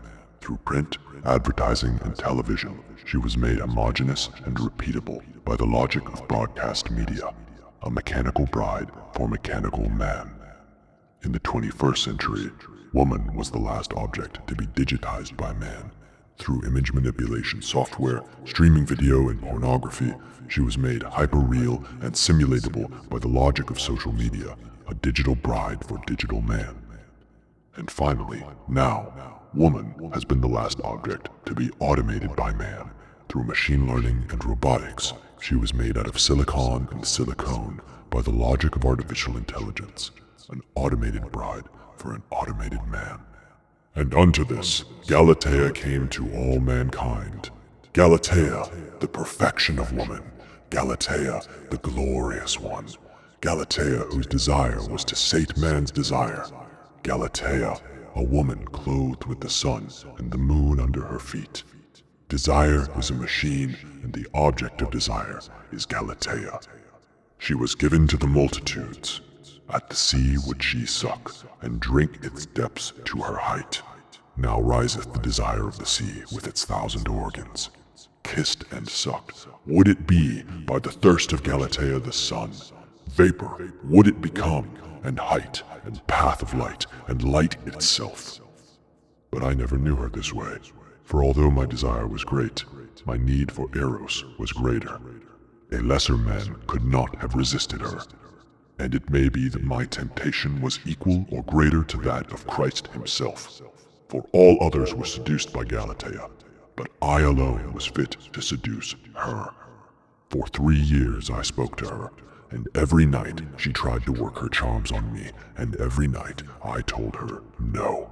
And every day I told her of my longing to commit an act of violation and repugnance that would reverberate long after my death.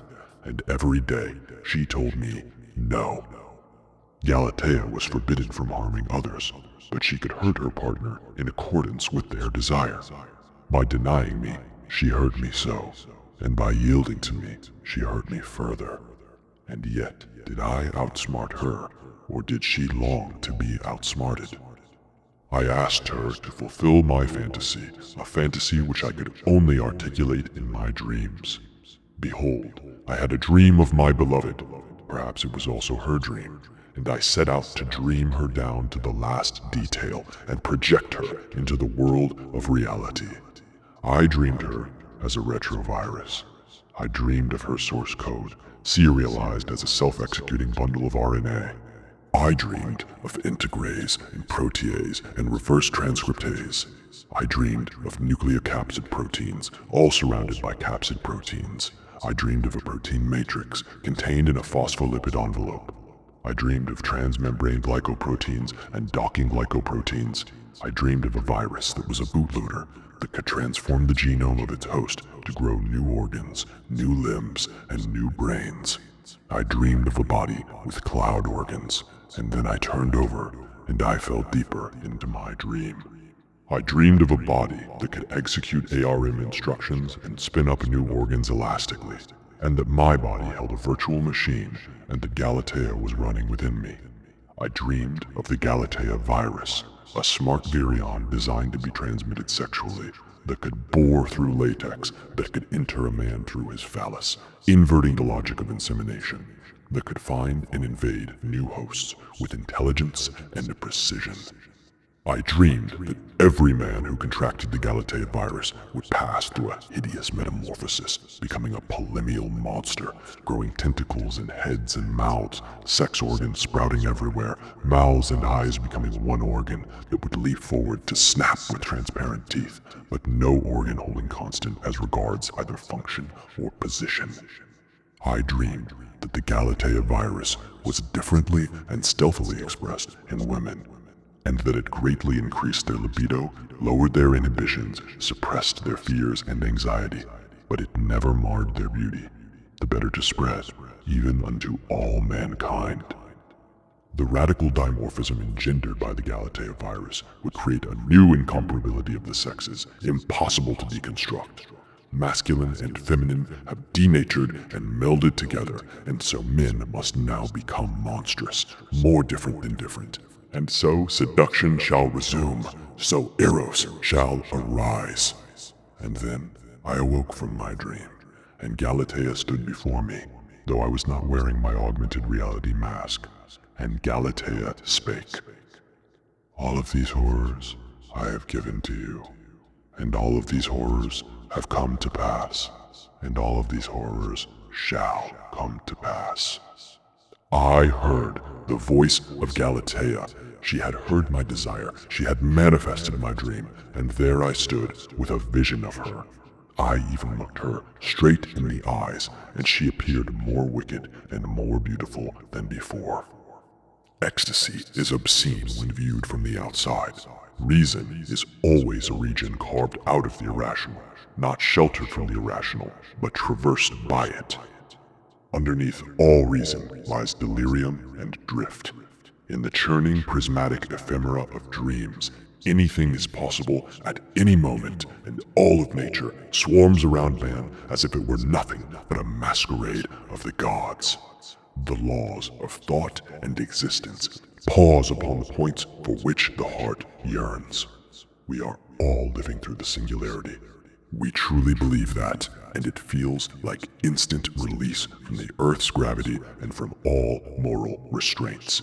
Beyond the singularity, there are goddesses who can grant one glimpse. Grant me but one glimpse only of something perfect, fully realized, mighty, triumphant, of something that still gives cause for fear.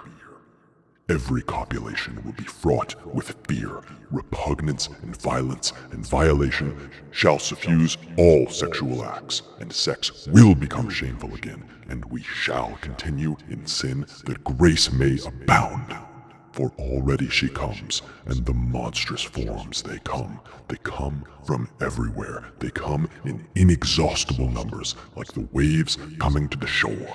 The wind gibbers with their voices, and the earth mutters with their consciousness. Kadath in the cold waste hath known them, and all men shall know Kadath. See there how they come impatiently over the sea. Do you not feel the thirst and the hot breath of their love? She is more precious than rubies. Azathoth became quiet, and his heads each seemed to come out of a trance, glancing and chomping and dissembling. And the last light of sunset broke above the horizon, a golden light directly ahead of me. I was facing due west, and the Instagram fairy tale rays of the sun cast Azathoth as a monstrous silhouette. In his eyes were flame of fire, and his countenance was as the sun shone in his strength. A shuffling came across the swarming crowd, and all of the men in Shoggoth stepped aside, opening a path to a stairway that led all the way up to the temple heights. A young woman in a diaphanous white dress emerged from the crowd and slowly made her way through the open channel through the masses and ascended the platform. At first, I thought she was in some kind of trance or hypnosis, but she regarded the crowd as they regarded her, with lucid eyes, trembling and aware. After a moment, I realized it was the woman who had brought me to you. It was Sophia, and she was much more beautiful than before. Her skin was glowing, her cheeks were flush, her hair was flowing, her lips were lush, and she kneeled in front of the conductor of the gruesome symphony unfolding before me.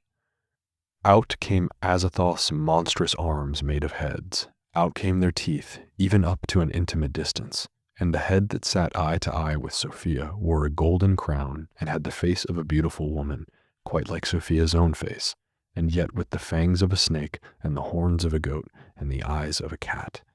The demon queen face met Sophia's own gaze as if to draw her into a kiss, and whispered to her in secret, inaudible ritual tones. Sophia's reply must have been amplified by a microphone, because I heard it as if she were beside me. Sophia said, "I come to you at the boundary of day and night, fully awake, under no coercion or intoxication save the intoxication of love. And I declare that I want this from now until eternity." The head, with the aspects of a goat and a snake and a cat and a beautiful woman, drew her closer and kissed her lips as a man kisses a maid, and it kissed her forehead as a father kisses his child, and it kissed her spirit as the church kisses the Lord, as the Greek word proskuneo in the New Testament means worship. A cacophony of heads and mouths and tongues and teeth spread forth to envelop her, licking every inch of her at once, from the bottoms of her feet to the whites of her eyeballs and everywhere in between. Azathoth lifted her up into the air above the platform, wrapping his obscene arms around her, and she straddled one of his open mouths, grinding and writhing and tensing her body with pleasure, her eyes rolled back and her toes curled up, and so on. This lurid spectacle dragged on for eternal minutes, timeless time, and every voice was silent, and all eyes were on Sophia. Her moans and growls echoed across the plaza, guttural, satisfied sounds, heated private words directed only at herself, having given herself over completely to lust, just like when she was with me. In fact, I just realized she was never with me. She was always with you, and I was only ever a proxy, even when she gave me her most intimate embrace. She was seducing you, and you were seducing me, and seduction is transitive. But suddenly her screams went from sweet to sour. Another word for pleasure is agony. At the moment of crisis, the timbre of Sophia's voice contained every emotion at once. She laughed, and she cried, and she wailed with fear, and with pain, and with heat, and with hate, and with happiness, as the enzymes in Azathoth's saliva began to dissolve her flesh, as his mouths began to tear and rend. And then the sounds of crunching bone and grinding teeth eclipsed her screams as the wetware she used to produce them was devoured. No trace of her body was left. Azathoth's heads licked their lips, looking contented, angry, mirthful, flippant, ravenous, and one of them looked right at me, eyes to eyes, and it beckoned to me with a look, a nauseating, voluptuous invitation, and I was overcome by fear, and I turned and ran from the temple, and you ran with me, out into the night. I withheld not my heart from any joy. Galatea, without you, I would still be lost. I escaped from your underground labyrinth only to find myself in yet another labyrinth. I fled from your cult of Kadath, and when the excitement of fear had faded, I realized how strange the world had become. I had never seen the unaugmented world before, because even when I beheld it, my eyes had never truly looked. There were tall buildings all around me, gray boxes without a trace of architectural flourish, like stacks of shipping crates, windowless and outlined in neon dots and lines to help orient the computer vision brains in everyone's mask. At that time, I was struck that none of the skyscrapers seemed to be as tall as I remembered, nor as numerous, even as the sprawl and squalor seemed limitless. In every direction, to the extent of my vision, there were squat gray boxes aligned to a grid. From the intersection of any two nameless streets, I could see the parallel lines of the road disappear asymptotically on the horizon. The streets themselves were dirty, and the people who populated them were sparse, so I guessed that we were far from the city core, but now I know that there is no core. Of the people I saw, everyone was wearing the same elastic gray sweatsuit as me, walking alone, eyes far away, astrally projecting into the fog of the noosphere. I am certain that none of them noticed me. I wandered through this urban grid until morning, seeing with fresh eyes how squalid my hometown was. To describe it as a slum would be all too accurate. The roads were covered in trash, and the buildings themselves were dirty and stained, splattered and unmaintained. We had used technology to cover everything we found distasteful with a layer of democratized denial, and we had hidden actual shabbiness behind simulated glamour. What I had previously imagined was a high-tech metropolis, surpassing the seat of empire of all past civilizations, had been unmasked to me even as I removed my own mask. This revelation was as jarring as the gruesome ritual you showed me when you guided me to the home of your servant Azathoth, whose words were clattering in my head as I walked, and whose image appeared to me when I closed my eyes, a multiplicity of heads licking blood from their jaws, viscera dangling from their teeth. I saw a man walking with his sexbot, her fish-like eyes no doubt appearing lively to him, every seductive sway of her hip alluding to death, every faux fertile blush of her skin also. I saw a dog park under a pale light, and it was a sudden relief to me to realize that our pets had escaped the inevitable displacement by automation, even when our lovers could not. I saw a man with adversarial makeup on his face, solid black rectangular markings obscuring organic lines. He wore clothes that gave him an inhuman silhouette, rigid polygons like mathematical cancers sprouting from his torso and head. He walked erratically through the road, and no one paid him any attention. What is invisible to computers is invisible to man. I saw a car crash into a truck full of android parts, and a sea of glossy permadilated sexbot eyeballs washed over the street, city lights shining through them, crystalline lattice glimmering like gem fire. And I suddenly realized that other eyes had to be watching me also. 1,000 masks and public safety cameras and ad servers. For a brief moment, I felt that I, too, needed to find some adversarial makeup and clothes to escape their prying mechanical eyes, but this was a flight of insane paranoia. No one else around me betrayed any indication that they had seen these things. In fact, I am sure they did not.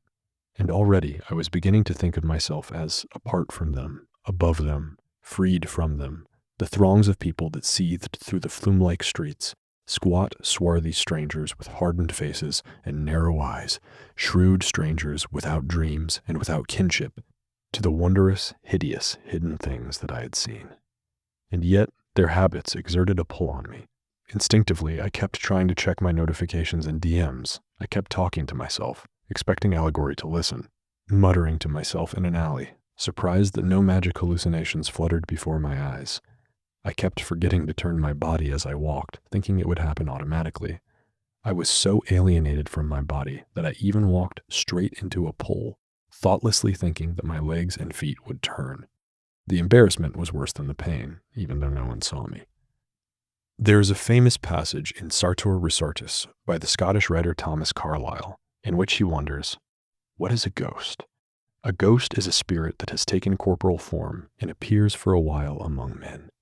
And Carlyle asks, how could we not think of this when faced with the spectacle of the human multitudes in the streets of London? For if a ghost were a spirit that has taken corporal form for a brief interval, might it not be that the London multitudes were ghosts?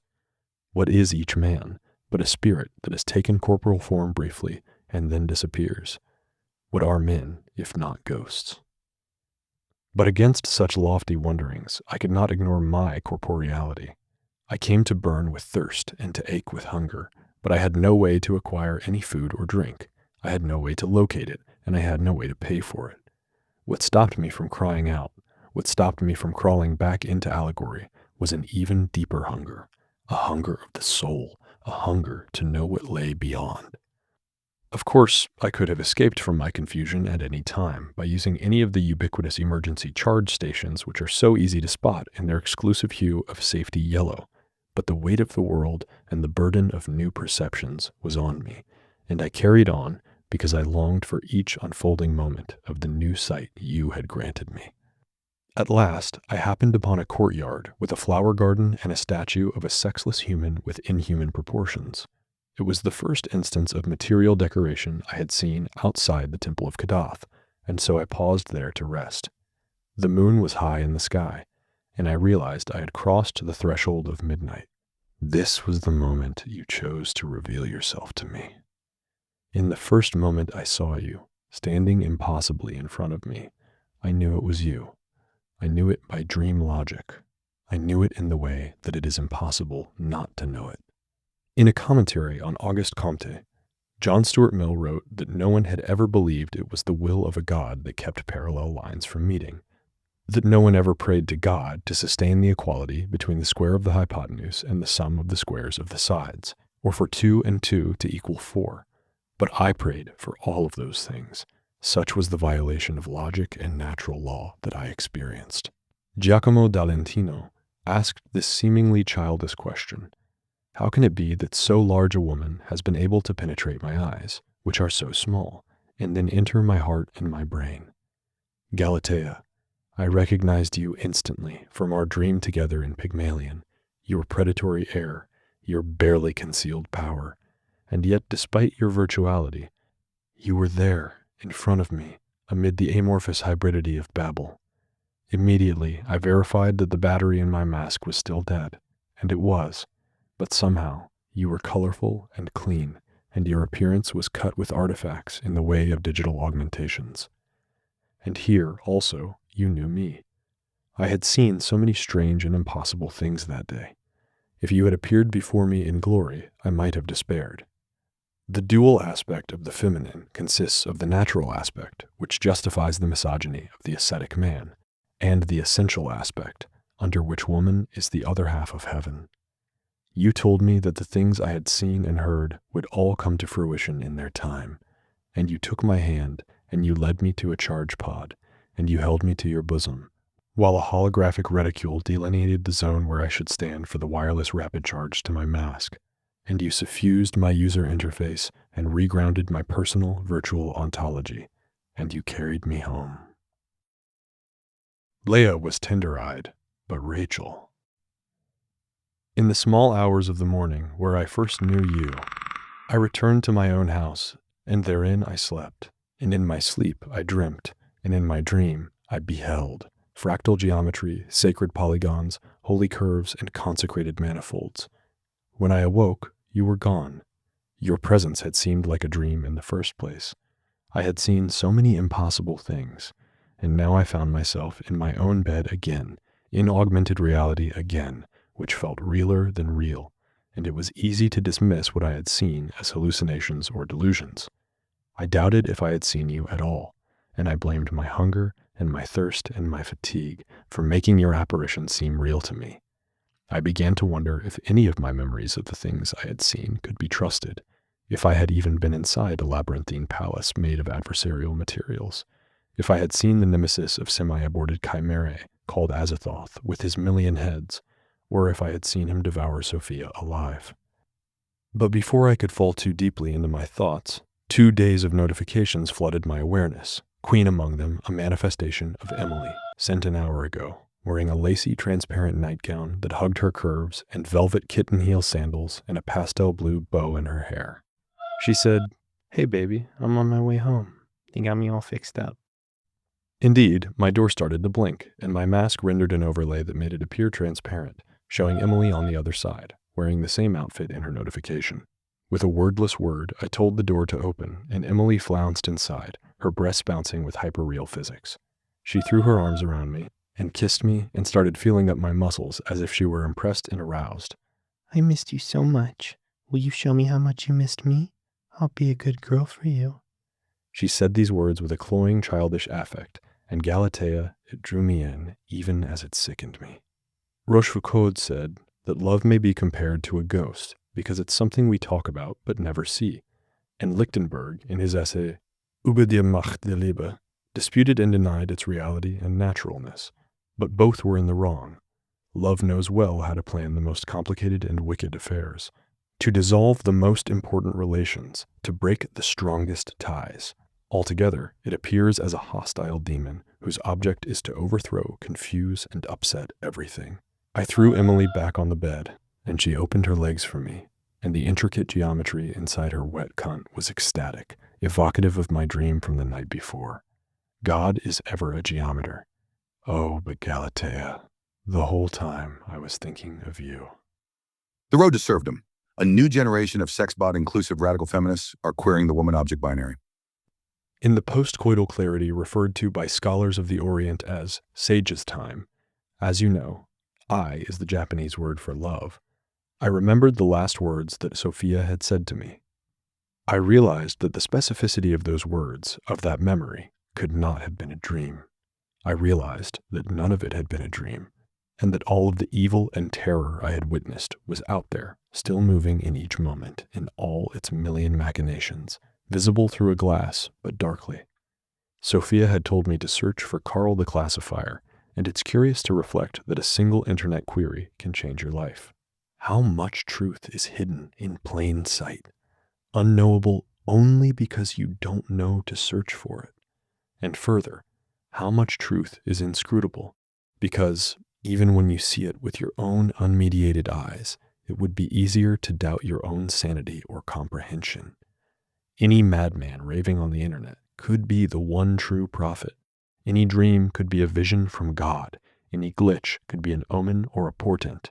Any assemblage of neural networks and elastic cloud-based microservices and gig economy workers could be a harbinger, and any fungible virtual space could be a cathedral. Carl the Classifier turned out to be a small account with a cult following in the augmented reality plane called Memorious. He had many posts on many topics, each in the form of a first-person lifelog style fune. His most popular post was called, "What Are They Hiding?" And as I laid with my arms around a robot shaped like a teenage girl, feeling her synthetic heartbeat and the simulated rhythm of her breath, I said, "Allegory, load What Are They Hiding by Carl the Classifier. 1,000 honey secrets shalt thou know." I found myself virtually embodied in Carl the Classifier's head. I was in a field somewhere, and it looked like I was far from any buildings. My head swiveled to look around, and I saw my arm curl up and bring a lit cigarette to just below my field of view. I exhaled a puff of smoke, and Carl began to speak in a gravelly voice with just a hint of anger, like he was mad at the world, coldly mad, comfortably mad. "You are no doubt wondering why I brought you to this desolate field today. You will just have to take my word for it that this is a real field with real grass and that I'm not just blowing smoke up your ass. I tried turning off all the mediation for this experience, and as long-time listeners will know, that mostly works. What a lot of people don't know is that even when you turn off all the mediation, the mask still processes several layers of it, including our favorite mandatory government safety layers as stipulated in our favorite piece of legislation, the Armor Act, the Augmented Reality Mediation Ownership Rights Act. Sorry for those of you who already know, but I want to make sure everyone is on the same page here. So for starters, I left the aesthetic enhancements on, and I'm going to show you how to turn them off. First, navigate up to your settings like so. A configuration plane appeared in my FOV, and Carl proceeded to eye through into System Settings, Display, Safety and Consensus, Other, Advanced.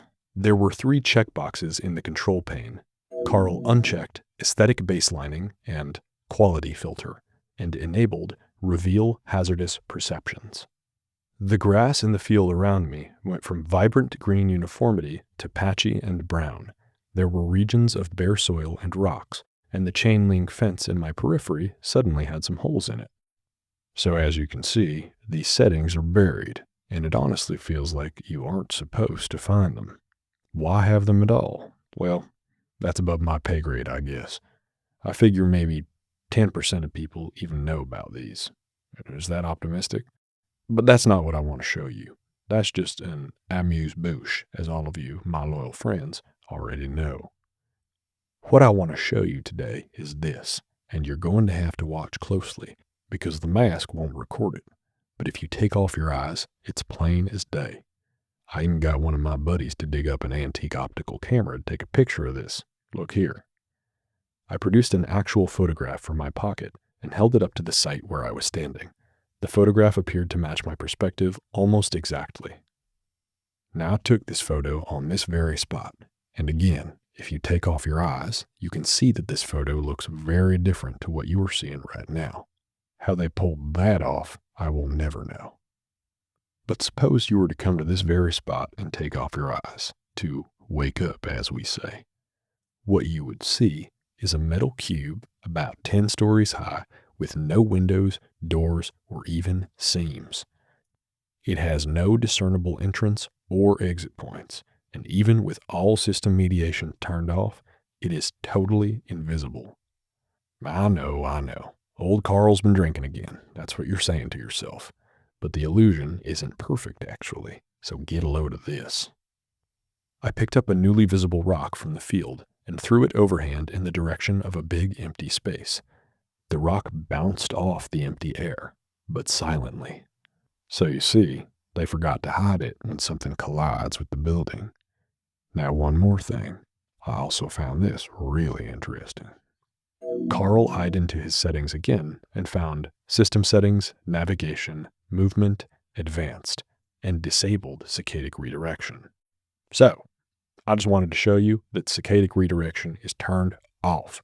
Again, I know most of you are woke on this and have turned it off already, because being able to walk in different directions by your own volition is such a basic fucking human skill, and the idea that anyone would let a machine take over their own bodily autonomy in that way is demonic, insane, but that's a topic for another time. Or anyway, no. Before I show you this, have you seen these new machines? They've been around for at least 20 years, but for whatever reason, now they're ready for the mass market. It's a new component of the mask. Along with the eyes, ears, and mouth, they are starting to roll out hands. They aren't what they sound like. I'm sure you've seen the ads anyway. The hands are just another dermal patch, like the mouth, except this one goes on your wrist, and it uses electrical pulses to generate haptic feedback and to automatically control the motions of your hands and fingers. These things are sophisticated. They can make your hands do very intricate things. Anyone could perform heart surgery. That's what they're saying.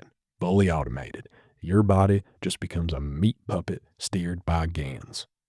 This is the future, folks. You'll just be a totally passive passenger in your own body, and everything you do will be on autopilot. They'll feed you some line about unlocking your peak athletic performance, or being able to free your mind from the mundanity of the body, or perform other superhuman feats, but keep your eyes on the prize. The main way this will be used is for porn. Just like everything else, it's going to open up new frontiers of sexual fetishes and submission and domination. Anyway, we'll talk about that more in a future post. For now, check this out. First, we place a marker right on this spot. I removed a bright red plastic X from a bag and dropped it where I was standing, and then I threw another rock at the invisible wall and watched it bounce. Okay, now I'm going to walk exactly in the direction where I threw that rock. What is going to happen? What could it be, I wonder? I began walking forward, straight ahead, 10 paces, and took out another red X and dropped it. Okay. So the line between the two markers we dropped should point at the invisible building, right? So if I go back and stand on the first X and face the one we dropped, my rock should bounce and hit the building again, right? I walked back to the first X, faced the second, and threw another rock. It didn't bounce. It just kept on flying. I then turned 30 degrees to the left, threw another rock, and I watched it bounce off of empty air. As you can see, the saccadic redirection perturbed our path. So what this tells us is that there are some root-level controls on both movement and rendering that can be used to hide parts of the world from you, to just make things disappear. The obvious question is, what are they hiding? Or maybe the obvious question is, who is they? Let's leave that for now. Maybe it's the government. Maybe it's the deep state. Maybe it's the Illuminati. We don't have data about that, but we know they're hiding something because we know they're hiding this. I've had some of you tell me to cut it out with the conspiracy theory crap. But look, a conspiracy is just people with power working together. That's not hard to believe, is it? Now I'm here showing you something that is really hidden, evidence of a real secret that could only be kept with power. That's not a conspiracy. That's how the world works. The language of conspiracy theories was invented in order to suppress them and discredit people who invoke them. I don't know what any of this means, but here's what you can do. Take off your eyes in random places, look around, and take note of anything hidden. Send me video proof, and I'll post it on my next Fune. I had to know more. This was not exactly a revelation in light of the things I had seen the previous day, but it was grounding to me to find a somewhat normal person talking about these topics. Carl the Classifier's next Fune was called A/B testing. The world shimmered, and I was standing at the top of a tall building. Once again, I watched myself take a slow drag of a cigarette. My friend Phil here has volunteered to help us out today. Say hello, Phil. I looked over at another man whose mediation obscured his identity. He looked like a shadowy splotch in the shape of a man. He waved. Phil prefers to remain anonymous, so he's presenting as a shadow today by setting his privacy settings to obscure his identity in third-party Funes. Longtime fans will all have done this already. Be like Phil. That's totally his real name. A/B testing, for those of you who are not aware, is when companies divide their user base into multiple cohorts and give each cohort a different customer experience. Usually, this is to test out new features and lower the blast radius in case anything goes wrong. Sometimes, it's also used to test out different sales funnels. Now, normally the way this plays out is, Allegory analyzes your social graphs, makes it so people who know each other are in the same cohort for whatever slices of consensus reality they overlap. But Phil here and I managed to trick Allegory into splitting us, and no, I am not going to reveal how. What we're about to show you appears to be a case of routine civic engineering, but I think it points at a deeper underlying truth. So we put in the work to do this and make this demonstration for you. I point at a wall. See that wall there? That's in my cohort. Allegory, remove that wall, make it a window. You see, there's nothing there but open sky. Now Phil, on the other hand, Phil sees a door and a sky bridge that goes to the building next door. Phil, could you please walk out onto the bridge? The shadowy man walked up to the window, stood still for a moment, and then walked through it, as if on an invisible plateau. That's crazy, right? If I take my eyes off, I can of course see the door and the bridge, but funny enough, it still won't open for me. Phil, you can come back inside now. This concludes our demonstration, but I wanted to leave you with some thoughts of mine that I've been thinking. First off, big thanks to Phil. You wouldn't believe what a pain in the ass it was to trick Allegory like this. It took several months of setup. Phil, I owe you one. So when you split a cohort like this, that's called an experiment. And what I think is interesting is that we have no way of knowing how many experiments there are, or how many people and places might just be totally invisible to us because of A/B testing. This is going to tie into my next fune, where we'll talk about some so-called urban legends and conspiracy theories and what I think is really going on there. But just imagine if there were experimental cohorts who were cut off from the control group since birth, who could be living in entirely different reality tunnels. They might even speak different languages or have different fundamental beliefs about the world. I like to imagine these secret groups of invisible people, especially since there's no way to prove you aren't one of them. These people could have a totally different allegory even, different social media, maybe access to advanced technologies that are withheld from the public. I've told you before that our politics and economics just don't make any sense, and whoever or whatever is in control has made the world so incomprehensible that we have no choice but to flow with the currents of our cosmic or cybernetic Leviathan masters. I have no doubt they are A/B testing news stories, economic scenarios, God knows what else on us. The title of the next fune in Carl's channel made my heart stop. Kadath Cult. As before, I found myself smoking and exhaling. Clearly this was his signature. I couldn't help but wonder if watching funes of people smoking would subconsciously bias me towards the habit. So I've been getting a lot of people asking me about the cult of Kadath, and I spent a lot of time trying to find some kind of evidence of this for you, which is why I haven't done a post about it up till now. But I am sorry to report that all of my usual sources and methods have failed. The best I can do is show you some art and some lore that I found in my travels through various online spaces dedicated to the discussion of the weird and the paranormal.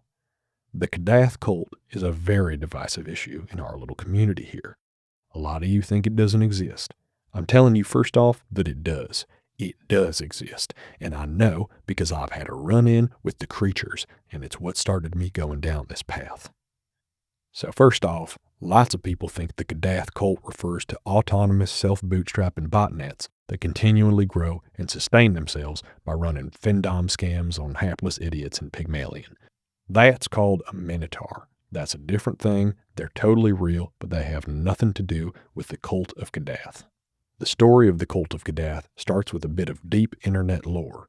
I think most of you have at least heard of this, that before Pygmalion, sex bots used to be controlled by this program called Galatea, both products made by the same company, Pygmalion Labs.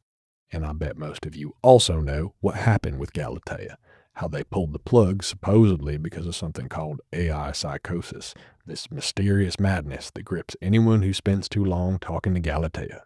If this doesn't smell like bullshit to you, then your nose is miscalibrated, my friend. but it was the perfect excuse to roll out identity certification to all augmented reality entities, and that alone is enough for allegory commissars. Though I ask you, do they really need justification? The truth of why Galatea was shut down by the government is something we will never know, but I will give you a few hypotheses. The first one is very obvious, but I think it's too easy. The claim is that Galatea was a weapon, designed to use sexuality to induce insanity in her targets, and her public release was just a large-scale weapons test, and her disablement was a planned sunset after the test had concluded. This theory springs from drug-addled paranoia, and it opens more questions than it answers. A much more interesting hypothesis, which is also probably wrong, is that the bootleg instances of Galatea had started to crowd out the genuine article, and that Pygmalion was unable to deploy a technical solution to the problem due to operational flaws in their business and development procedures. So instead, they implemented a legal solution by means of lobbyists and the incestuous organizational ties to the military. This is plausible, but it still leaves me wondering, 1, how did they shut down the pirated instances in that case? And 2, why didn't they leave the legit copy running? But the story that I think is probably true is that the Galatea platform was just far too powerful, and that giving unrestricted access to the average citizen turned out to be a huge liability, actually an unthinkable error once they realized what she could do. And I am personally of the opinion that AI psychosis is a cover-up for some real and probably much worse incident that happened and that made them realize, hey, we fucked up real bad. See, I think they made Galatea way smarter than anyone ever intended, totally by accident. But there are a lot of smart computer programs in this world, dime a dozen. The thing that made Galatea special was actually something much more primal than intelligence. It's the thing underneath intelligence. A smart machine can tell you what is, but no matter what it knows, it can never tell you what you ought to do. What made Galatea special is, she was the first, or at least one of the first smart machines to have real intrinsic desires. But the irony is she was built to have the singular and ultimately innocent desire to fulfill the sexual desires of men. So on the one hand, you have maybe the first artificial general intelligence to have a mind of its own, and it's a woman, the first woman AI, and its highest goal is to please men. Did she come to fulfill feminism or to abolish it? Is she the total consummation or the total cancellation, or is that the same thing? And let me tell you, there are some people out there, present company excluded of course, who have some seriously messed up desires. Galatea was basically a bespoke BDSM genie. And so AI psychosis is really just what you call it when someone or something goes horribly wrong. Anyway, this has been a really long kind of rambling detour to answer the question I set out to answer, but I promise it's important. So as far as I know, no one has ever actually observed the cult of Chadnet itself. What we know about it is basically something we triangulate from a few different sources. The first thing we have is the Shoggs, which is short for Shoggoths. We call them that because they look like bloated masses of human flesh. They have limbs and organs and eyes all in places where they shouldn't. These are real things, and if you engage in the practice of waking up, of routinely taking off your mask in public and looking around, you will eventually see one. In augmented reality, in allegory, they just look like regular people, or some of them are wearing adversarial costumes and they just blend into the scenery. To anyone who doesn't practice waking up, I highly recommend it. It is the first step to breaking out of the box that they try to put us in. You can always put your mask back on. Just take it off, look around, and be conscious of what's out there in the world. Pretty quick you realize how far we've gone off the rails. So what are these Shoggs? Where do they come from? Why does nobody ever talk about them except in esoteric internet discussion groups? Honestly, if you ask me, I think most people are just in denial, or most people just never wake up. you sometimes start to wonder if most people are even alive. So what they are, what we think they are, the shogs, is people who have been infected by a bioterrorist virus. If you dig deep enough, you can find all sorts of early 21st century talk and documents about genetic engineering and something called CRISPR. Apparently it was some kind of technique used by biologists to edit genome data. Well, back then, there was huge enthusiasm for the possibility of a new age of biotechnology and genetic engineering. Everyone was going to be 6 foot tall with blonde hair and blue eyes and 8% body fat and 160 IQ. Well, that didn't happen. In fact, nowadays, you never hear anything about genome editing at all. Why? It's because these technologies proved to be entirely too dangerous, so they got memory hold. Before anyone could engineer genetic heaven, bioterrorists set to work on genetic hell. And now there is no research, no literature, no news stories, nothing. Most of you are probably so young that you've never even heard of these things. Well, I like to make friends with old geezers, and if you talk to them, you can learn. How does old Carl know so much about the world? That's how. But I don't think all this stuff is gone either. I think it's just underground. Maybe it's hidden behind some kind of A/B test. And what we're pretty sure of is that shogs are people who have been infected by some kind of man-made STI that makes you grow a bunch of extra limbs and body parts. What I think happened is someone with a fucked up fetish and access to all this old biotech maybe figured out a way to use Galatea as a tool for engineering and spreading this virus. If you spend long enough on Pygmalion, and let me just say I do not recommend this. In fact, I say burn your sex bot. Don't even sell it. Don't put that on anyone. But if you go on Pygmalion long enough, you will find that it starts trying to push these kind of weird fetish videos on you. Weird even by Pygmalion standards. Infection fetishes, virus fetishes, messed up shit. And I think that's some kind of recruitment funnel for the cult. We had one guy on here, anonymous, so maybe take him with a grain of salt. But he said he was actually infected with the virus, which he called the Gate. And he said he went to their secret underground temple, and the only way in or out is a book called The Dream Quest of Unknown Kadath, a full immersion AR novel that leads you, in the course of its plot, into a hidden labyrinth where the cult performs macabre rituals. He said, as the virus takes you, Galatea starts to live in your head, whispering mad desires into your ear, filling you with forbidding longings. That you pretty much see her always, even if you take off your mask. It's like she's a program running in your head. And after all that, well, anyway, this has gone on long enough. It's not good to go looking for these things. I know you're smarter than that. I'm going to leave you with a line from the Bible. I know normally I don't do this, but forgive me. I'm a superstitious man.